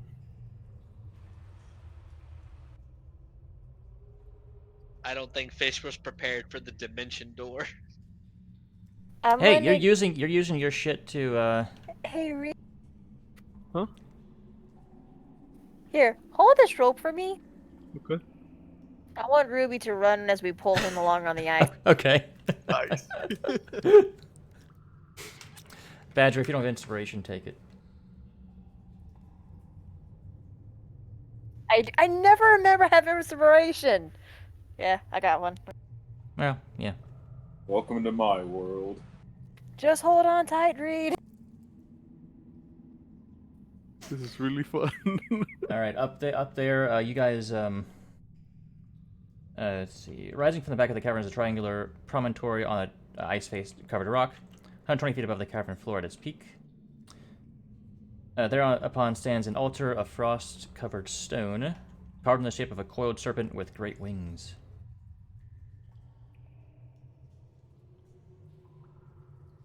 I wish I made ice skates instead to see if they sped me up. Can I I'm happy roll? about Would I know? Can I roll a history check to see if I know what this is?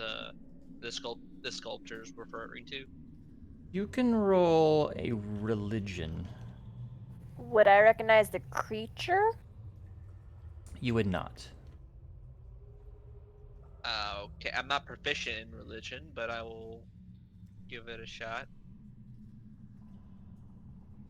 Who is? Whoever openly chooses religion. Yeah, I don't know. Clerics. You have no idea who this is. Would I be able to get a shot with all my travels or no? No. Unless you are proficient in religion. No. Then no, sorry. Unless it looks fiendish, I'm not even going to give it a shot. I'm assuming Leon is a proficient in religion.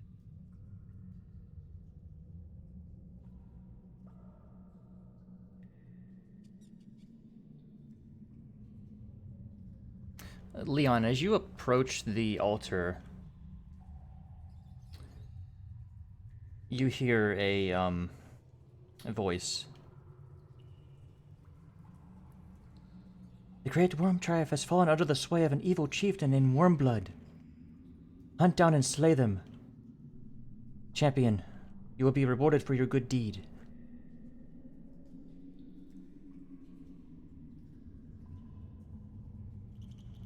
I don't think he's back yet.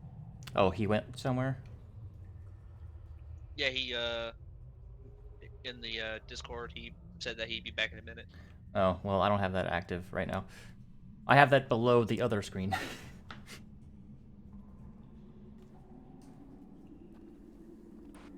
If only I picked a gong as my spellcasting focus.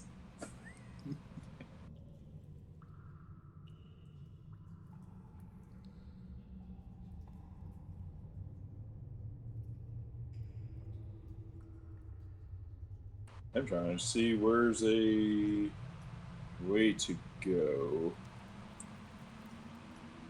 I Is want to that hit the gong so bad. I know. I want to too, but I'm holding every urge not to hold it back. I feel like the cave will collapse. You know, and just for fun of it, because I'm a bard, I'm gonna check to see if this gong magical. Are you gonna... the gong is not magical. Though hitting it would alert people to our location. Yeah. It appears to be about 13 feet in diameter, and seems to be made of red dragon scales bolted to a beaten copper frame.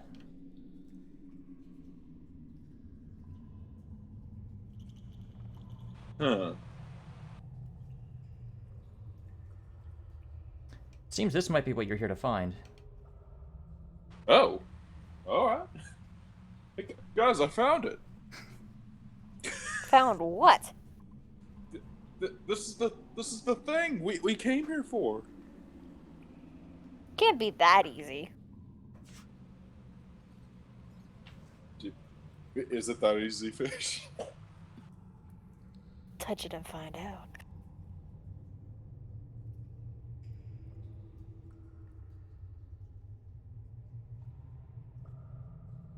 Oh,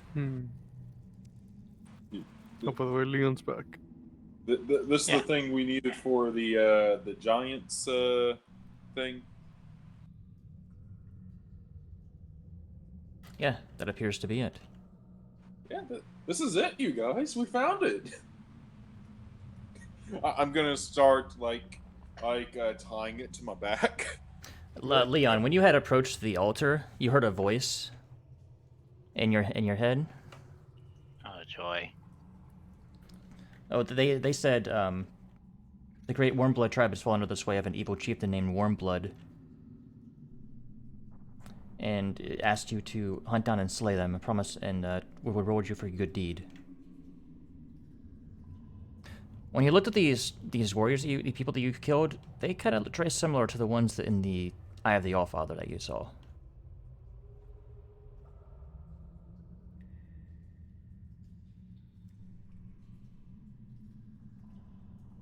Huh. I'll try to relay that information. I'm sad. I'm glad I checked the gong.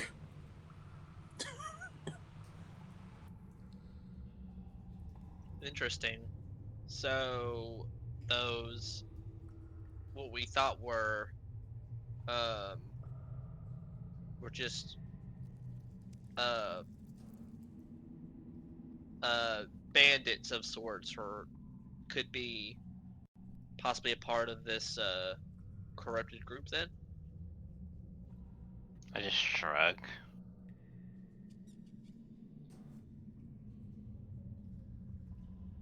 I mean, either way, like we found the thing.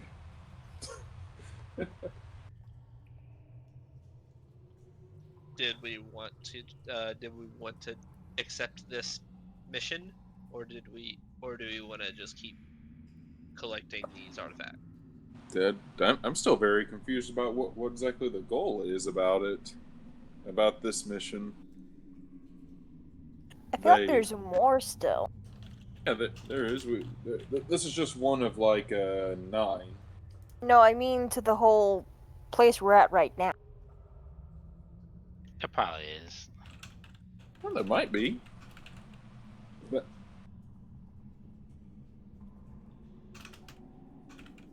Fish, can I get a copy of like what the message was? You guys did kill what looked like a chieftain recently, and took something from his body.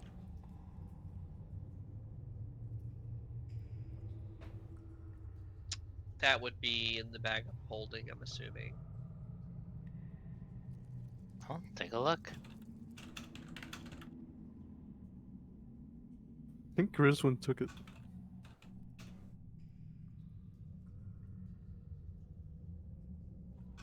I'm also a little suspicious because these have red dragon scales, and people that serve a red dragon and helped us find it. What did the altar say anyway? It would reward you greatly for doing so. Oh, okay. So it's the And same. it called you a champion. Oh. I Yeah, can't I'm still. remember exactly what we picked up off of a chieftain, but I can't remember exactly what the item was. I'm looking at the bag of holding, trying It to. was like an I have no amulet idea. or a necklace, something like that. If it's a necklace, yeah, it's a good chance Arism probably took it, because I see there's gems in here. Yeah. I remember. I took it off one of the people, and then I gave it to Rizwan.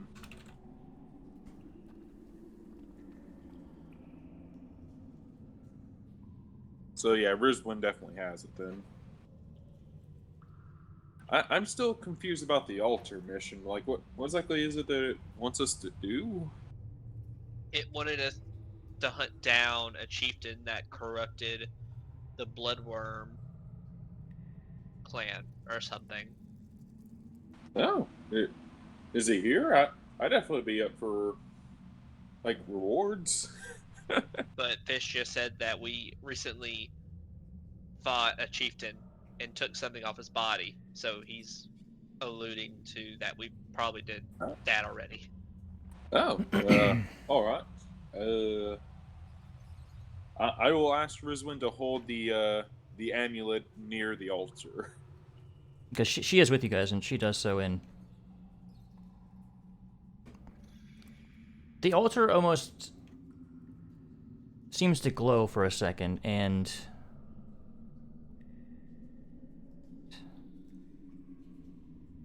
you see. Give me a second. Let's see if there's a handout for this. There might be. There is. You see a long serpentine body with feathery wings emerge from the altar.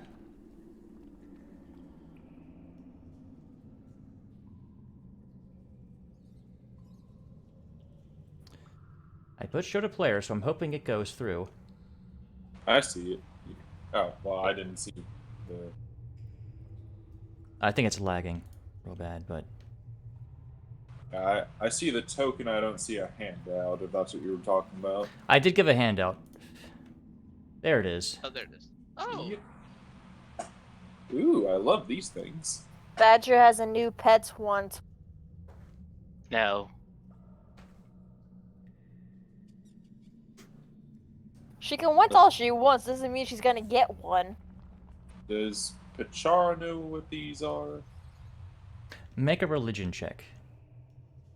Yeah, fair enough. Not my worst thing I could roll. Huh. You clicked it. 11! Okay.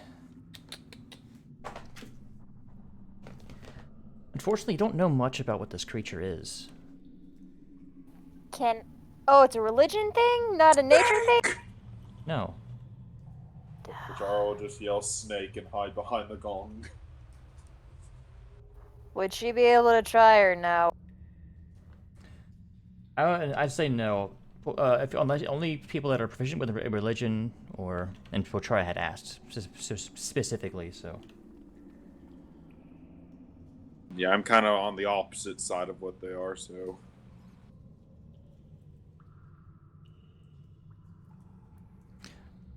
You have done a great service, you all hear, and the quadra goes around and, like, places its head, like, on top of each of yours in sequence. And you feel a slight sensation in the back of your hand, and there is a charm there that kind of resembles this creature. Can I pet the creature? Or ask, am I allowed to touch it since apparently it has intelligence?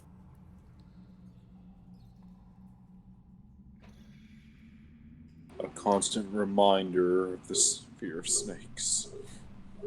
It will allow it, Badger. And yeah, the charm looks kind of like it does. This is actually a very, very nice charm. You are a magnificent creature. This is the charm of restoration. Every single one of you has one. It has 6 charges total. When you expend a charge, it's gone forever.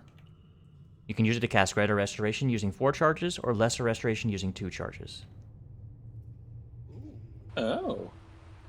We could have used that earlier in this adventure. Yeah, well, Put that down. yeah. Everyone mark off that you have a charm of restoration. It then returns to the altar and disappears. Well, I was gonna ask her what's its name, but I guess not.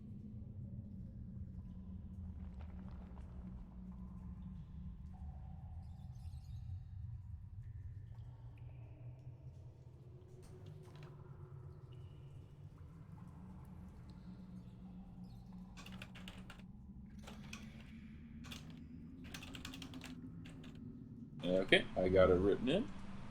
Same. same.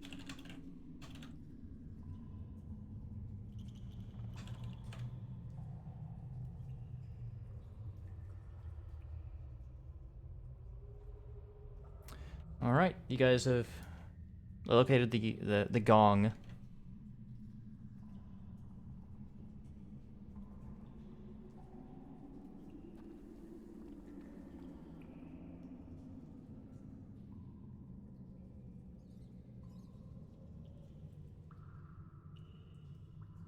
Oh. I say things are starting to look up, truth seekers. Okay, so where are we all just thinking heading back to the ship? Yeah. Does one of us have a mirror? No, that this thing is hanging on like 2 ropes.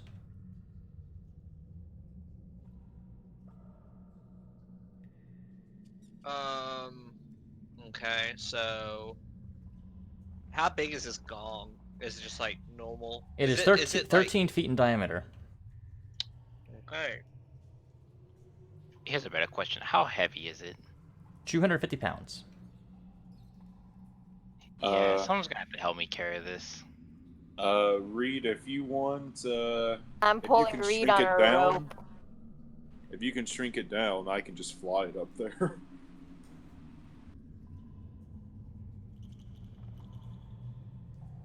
I don't think enlarge, reduce. I'm not sure how long that spell lasts. 1 minute. I think I could fly up. Or there. is it longer? I think it's 1 minute. Yeah.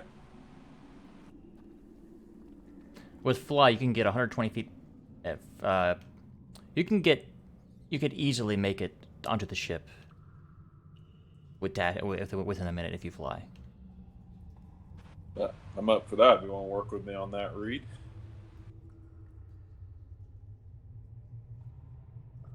Reed? Wait, what? Oh, if you cast reduce on the gong, I'll fly it up there. Okay. It lasts for a minute though. Yeah, Fish said if I use fly, I can get it up there. Okay. And there goes. I'll reduce the gong. All right. Well, you haven't cut it free yet. Oh, okay. Yeah, I'll cut it free with my dagger. I assume you're cutting it free before reducing it. Yeah, that'd be the logical option. Well, what we could do is, I could just have Jim fly up there and cut it loose. You have to give him a weapon to do so. Oh, I mean, I have a dagger. I can just. Like, would I get it down to. Wait, could I damage it by messing up?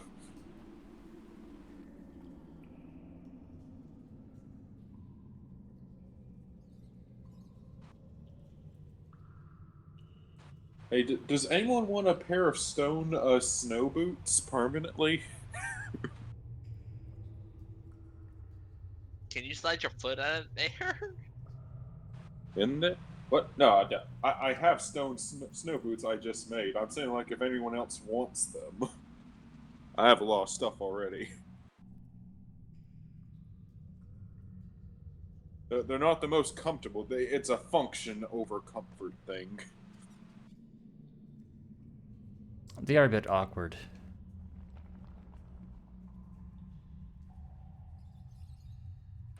Yeah, Reed, if you want them, you could just cast Prestidigitation on them just to keep warming them up.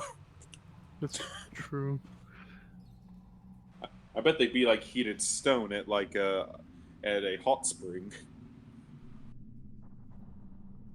But yeah, I'll cut the gong down, and if Reed reduces it, I'll fly it up. All right, when you Yeah, cut he it, said when you cut the final rope, it clang against the ground, and then some of the ice above kind of cracks and comes down, and then beneath your feet.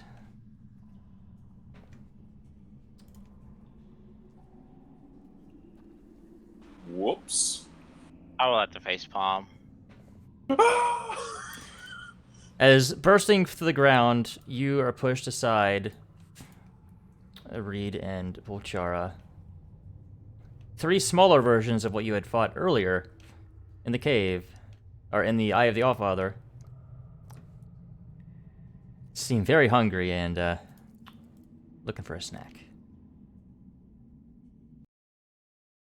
Roll initiative.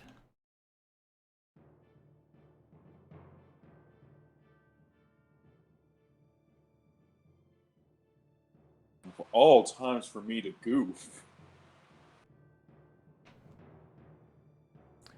Wait, what the hell? Why do those have...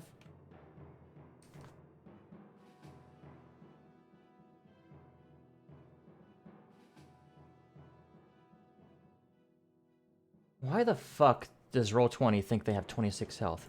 Uh-uh. Uh-uh.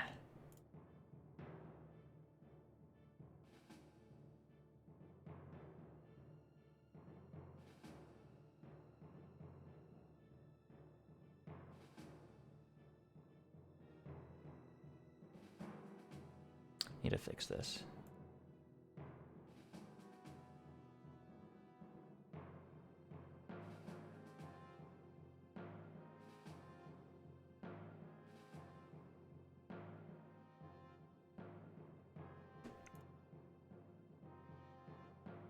Need to get Rizwin up here too, because she should be in this fight. You didn't need her for the other fight, but maybe this one. Don't forget about Jim.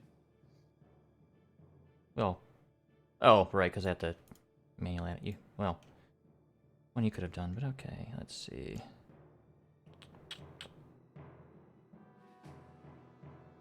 Badger. There you go.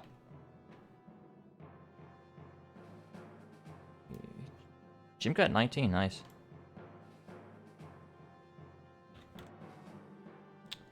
And Rizwin.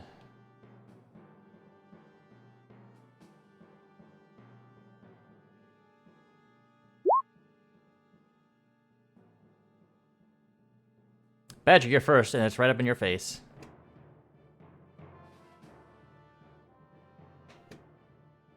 Oh, joy. Crap. Isn't this the thing that Bree told me last time to stay away from? Yeah, but they're smaller. Are they still as dangerous? Probably. I'm gonna try to hit it with a sword. Okay. Make an attack roll. And if it doesn't hit, can I use my inspiration, or do I call that beforehand? You can use the inspiration after you see the roll. Like if you can do that like whenever we want. It'll re-roll the first die. Yeah.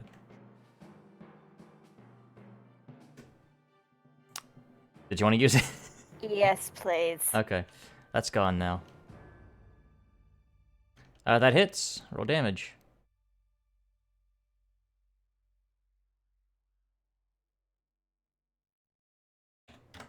All right, as you hit it, hot blood comes out of it. You take 7 fire damage. Do I? Hang on. Yeah, Let me you see do. my opal first. That's cold damage, Okay, then I take hot damage. I believe. Hang on. It is cold damage. Yeah, it was.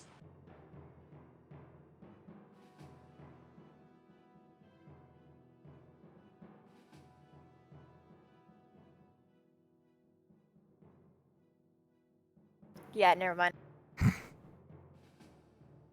It hurt me as much as I hurt it.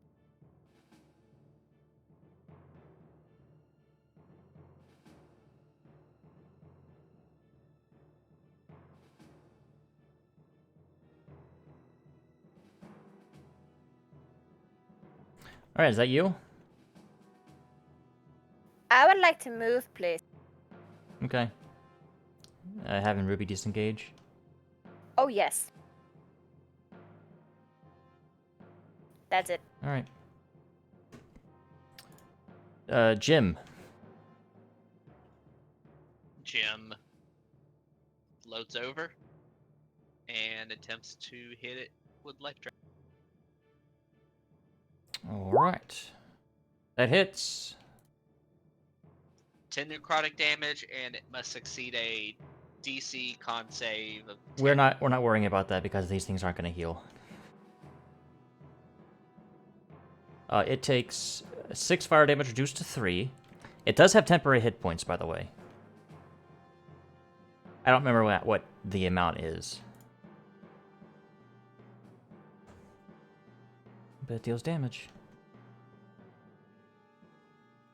Okay, so it deals 10 and then takes 3. Yeah. Pulchara. I'm guessing if I lift up the gong, it'd be like if I was carrying another person. It hasn't been reduced yet. You guys are waiting to reduce it before it was, until after it was cut down.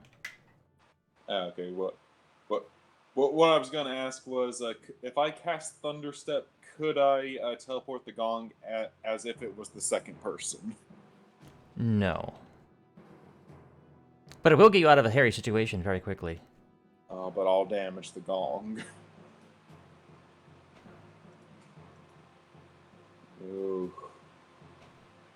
Nah, I'm not risking damaging the gong. I'm just gonna have to hold my ground. And against, is that one too far away, or am I just counted as in between all You three? you're kind of in between all three of them. To attack this one, then, with my great sword. Okay. Oh, actually, I'm gonna first Hexblade's Curse that one. Okay. I will give you flanking with Leon. And the ghost, so. Thank you. And great sword. Hits. And great sword. Hits. Okay. And dupe. And that's an additional 6 damage from Hexblade's Curse. Alright, and you take 15 fire damage reduced to 7. Because you're resistant. Thank you, Devil Great Grandpappy, for once. Ezra. And you know what? I'm gonna Hellish Rebuke him. No. I changed my mind. I'm gonna save in case I need a shield. Okay. And this isn't actually him damaging you. This is just you taking damage because you hit it. Yeah, fair enough. Ezra. Gonna back up a little bit.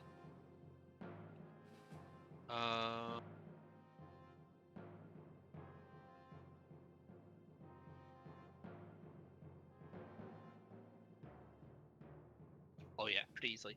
I'm gonna throw a couple of Eldritch Blast into the one that is cursed. Okay. Hits.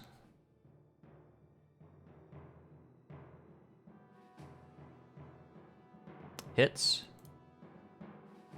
Alright, 13. Nice. And that's all I'm gonna do.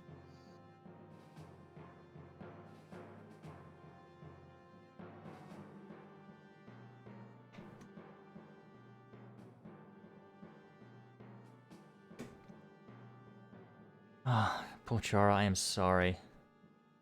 I'm aware. Just try to keep your nat 20s at a minimum, please. Yeah, we'll see. 2 of them are going at you. The other one is going for the Spectre. These things are dumb. That's a 16 to hit you, Pulchara. I believe that misses. It Or will miss after I cast Shield. okay, what's your AC now? 21. Okay. That one's 25. 27. Yeah, those will both hit.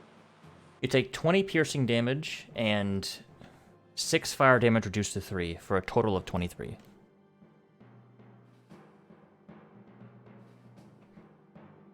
Well, I mean, I guess if any one of us had to get hit by him, I guess it's preferably me.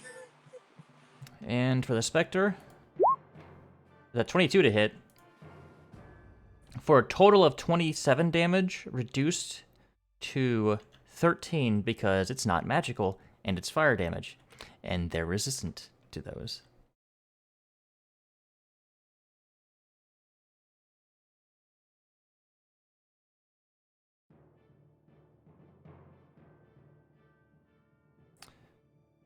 Alright, and Rizwin, just gonna take a couple. Gonna pew at the one you guys have been wailing on.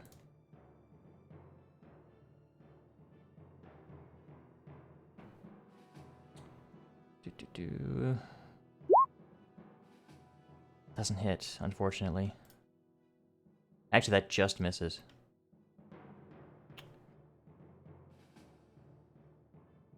And that ends hers. Leon. You're flanking with Pulchara. Question: is my Shield of Fate still up or no? Yes. It's like the last minute of it, but yeah, it's still up. Is he like weak right now? Like the one we've been wailing on? It definitely looks hurt.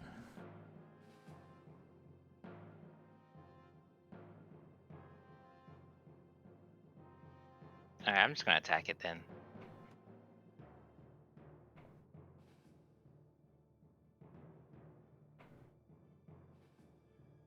Alrighty.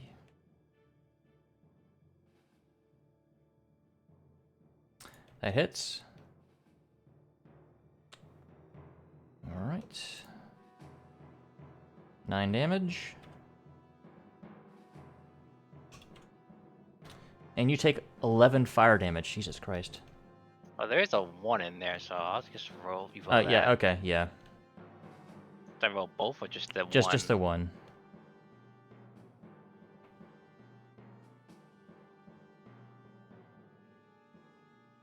A 2, lovely. It went from 1 to 2. I'm sorry. But hey, that's an extra damage. But you take 11 fire damage and you need to make a con save for your concentration.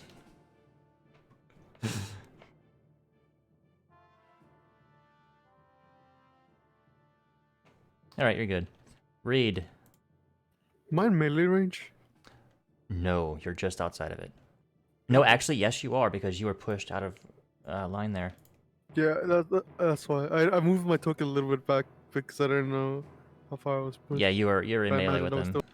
was Yeah. Alright, then I'm gonna Misty Step out of range. Okay. Okay. So it's just 30 feet.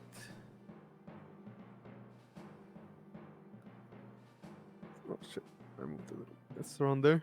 And I'm gonna. Where is it? Toll the Dead. I think. Yeah. The one on the left. Alright. Fails. Alright. 12. It's looking pretty rough. Still up, but looking much more hurt than the other two.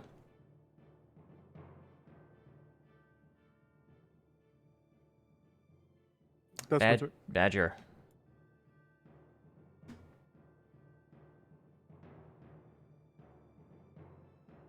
Sorry, I was hitting the wrong button. I like to shoot him with an arrow, please. The one I hit earlier. Alright.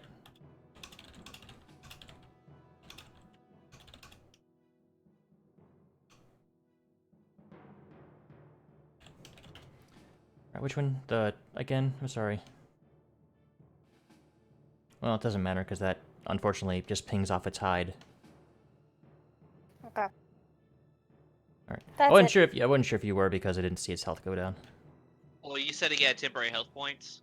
It has... It's equal That's not to your... included on. That's not in. To my knowledge, that's not included in the Spectre's health already. It is not, but how much does it have total? It has its temporary HP is the level of my Warlock level, which is 7. So it Okay. has 29 to begin with, and it took 3. So it has. And then 4 it took... And then it took... It then took 13. Okay, I did not see that number, so I'll reflect.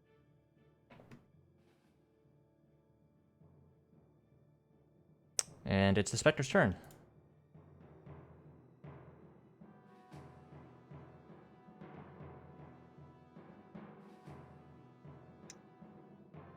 +2 with Pulchara. Jim's just gonna keep whacking.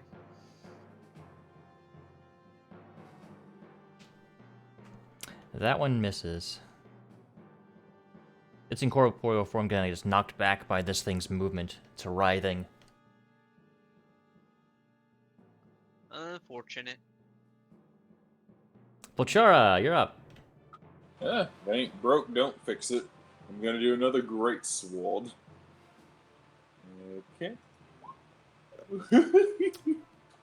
That definitely hits.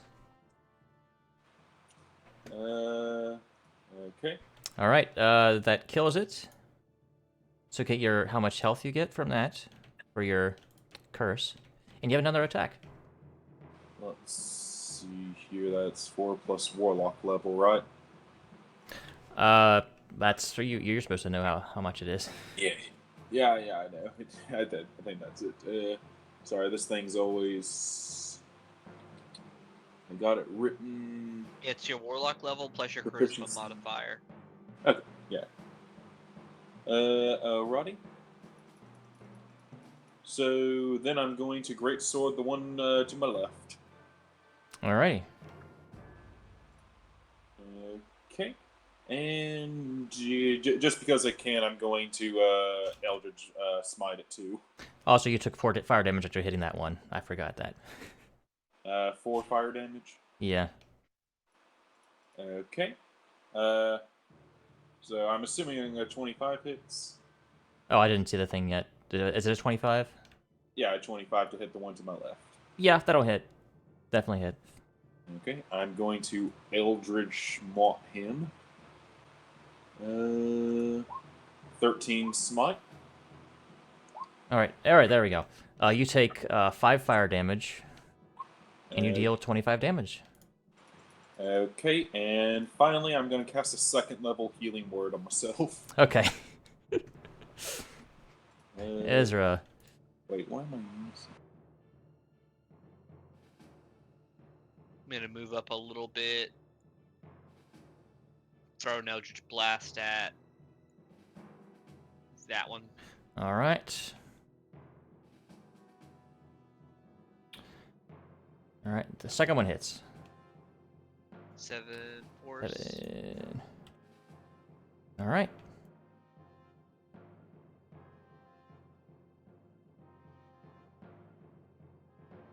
That's about all I can do.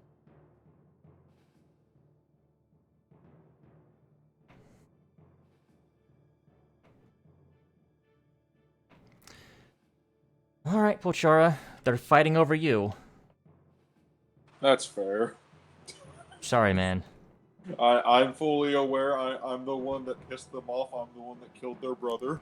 And you're the one that's right next to him. Well, that's a 10 to hit you. So that misses. Oh, you got so close. That's a 20 to hit. I'm gonna cast shield to make my armor class 21. Alright, and that also misses. But like I said, if any one of us had to be in the middle of this hate pit right here, I'm glad it was me. I am built to survive this. Yeah, I've been rolling really bad for him. Alright, Rizwin. It's gonna ping the one that you just hit, Polchara. That hits. Alright, that is 26 damage. 26 damage. Leon. Oh, and she's gonna give the help action to Leon. Wait. I'm assuming the same target. Yeah, for that same target, yeah. Yeah, okay, I'm rushing in. Alright, you have advantage to hit. The map's a little weird because it's like the 50-foot square, so I'm not too worried about the distancing on this. I forgot she had that feature. Alright, roll once more. That one hits. I'll throw in a smite while I'm at it. Alright. You take 7 fire damage from the hit.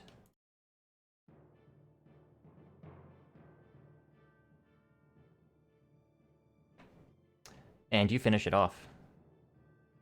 Nice. And make your con save.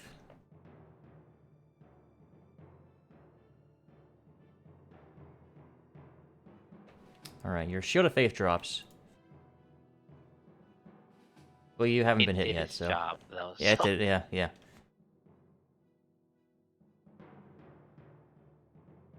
Alright, Reed. Okay.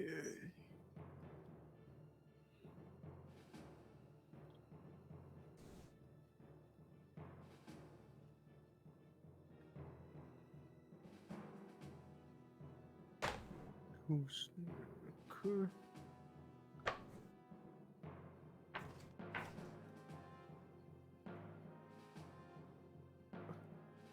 Guess I will just toll dead on this one.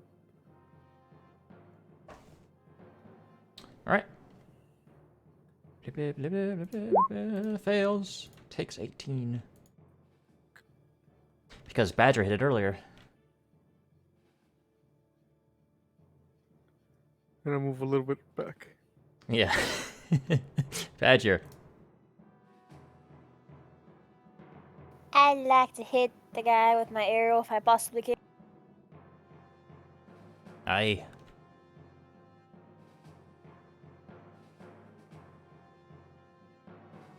That one hits.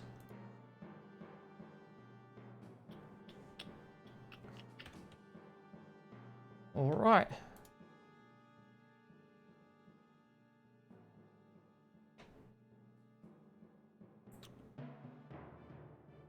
Jim. He can get in melee with it easily. Jim kind of floats over. Really, he floats over kind of like the corpse of the dead one.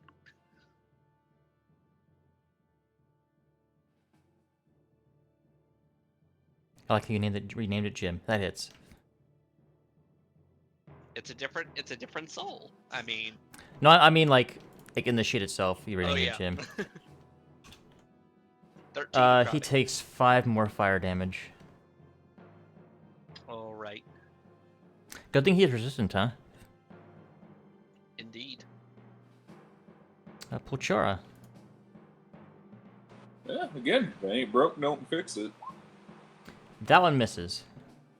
It's broke. That one It's not doesn't. broke. That one hits. I think you know what I'm gonna Right. do. Go ahead. Go for it.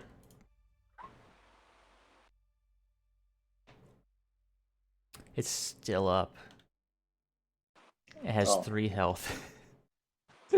No. Yeah, that's gonna be the end of my turn. It looks really rough after that hit, but it's still trucking. Barely. It is drooling all over you, and it's starting to get hot. Oh, do I take fire damage? Yeah. You take... Wow, what the fuck? I've been rolling really low on those. You take 6. You keep healing yourself back up, and then it goes back down after you get hit. Ezra. I just want to say, I think I know why Palchara gets all the crits. It's because it keeps rolling crits all the time. Okay, it very much balances itself out. Damn. You have your amulet if you want to use it. Yeah, sure. Why not? Because it'll turn one of those into a 17, which will hit. Yeah, we'll do that. Alright. Do you have Agonizing Blast? Always. Then how do you want to do this? I think your minimum would kill it. After being frustrated, after I miss the first shot, I get frustrated and just kind of center myself a little bit and then fire off the second shot, and it kind of goes through the, through the front of its face, through the back of its, through the hood. Alright. Combat has ended.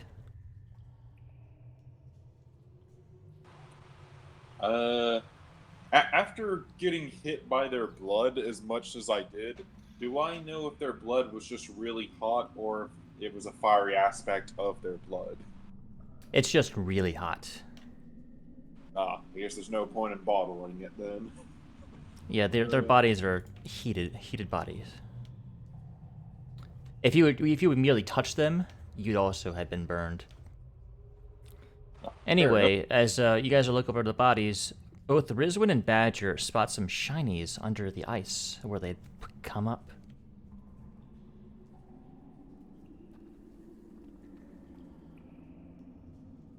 Yeah. Oh, I'll give. If they tell, well, yeah.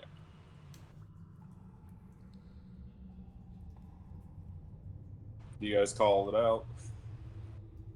Yeah. Oh, you know Rizwin's gonna call out the shinies. Yeah, probably. Would she actually call it out, or would she just go and fetch it?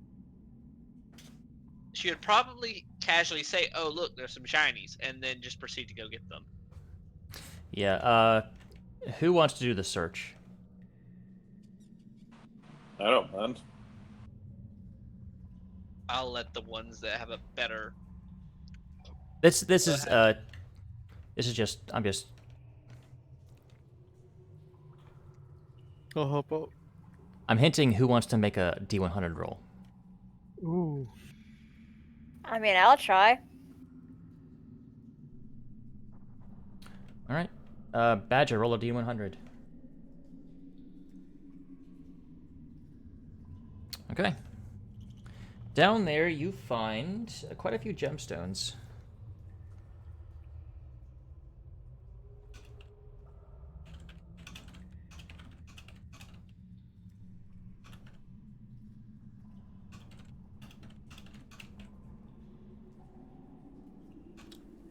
And this last one, 35. You find a potion.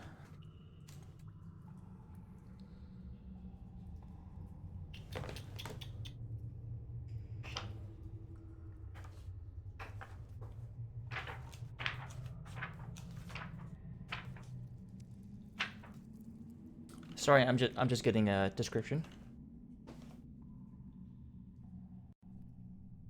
The red in the potion's liquid continuously contracts to a tiny bead, and then expands to color the clear liquid around it. And then it slowly does that over and over again. I'm just gonna tell you what it is. It's a potion of diminution.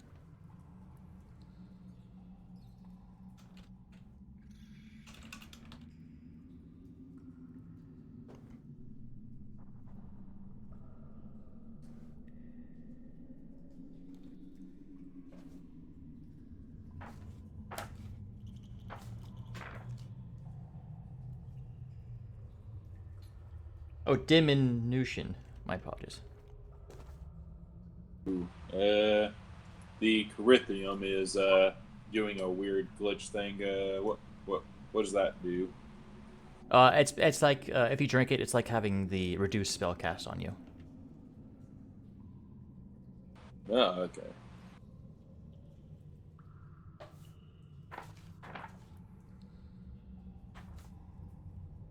Ooh, I just also saw those gemstones worth. That's a good haul, actually.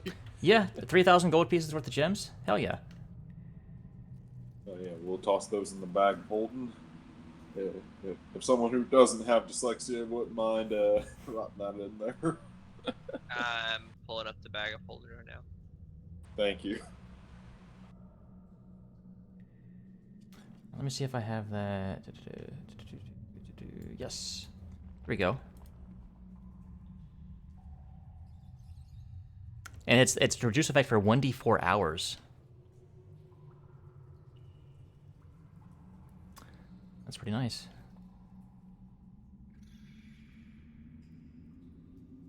Yeah, it is.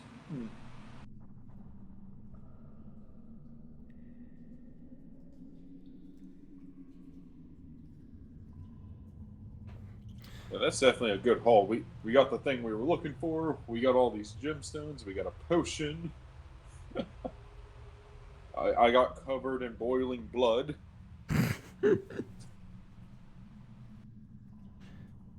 And bit a few times. I'm gonna make a note of what you found.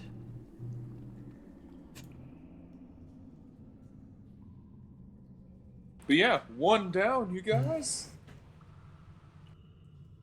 How many more are we getting? There's 9 in total. There's one that was close. I was just thinking we could get 2 of them, but now that we got this airship,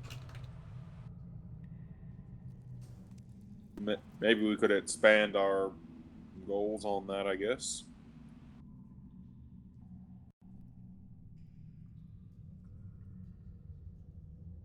No, I'm definitely up for getting more than 2 if everyone else is up for that.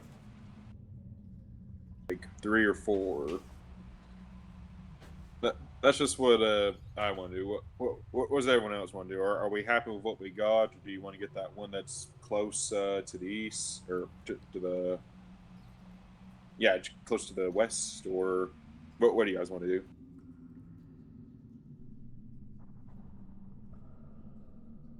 Yeah, I think we should get more than one for sure.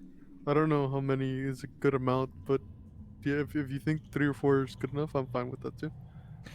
Well. Honestly, like this one's gotten us a big treasure trove so far. Also, I'm definitely up for more. But Well. let's all do keep in mind the thing that was guarding the Eye of the Allfather had its children guarding this one thing. So maybe we should keep an eye out for more of these. I'm sure that it will not be easy for some of these. Yeah, and let's also just make a rule of thumb for these things. Like, if we see one, let me grab it, because I think I'm the one that can most likely survive getting hit by one of them. Maybe a young one. Maybe a young one. Either way, you guys reduce the shield. Pochara flies it to the ship, finds a place that where it enlarges again, it won't destroy the ship. There is a hold it can be placed in. And then you guys reboard, and we will end the session there. All right.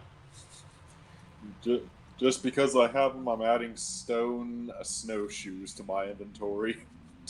They break and crumble on your way out. That is fair. They did take a pummeling from that fight. They did what you had and you needed them to do. If push comes to shove, I could always make another pair. All right, thank you all so much for watching tonight. We appreciate it, and we'll see you next week for the continuing adventures of Storm King's Thunder. Bye, darlings. Have a good Thanks. night.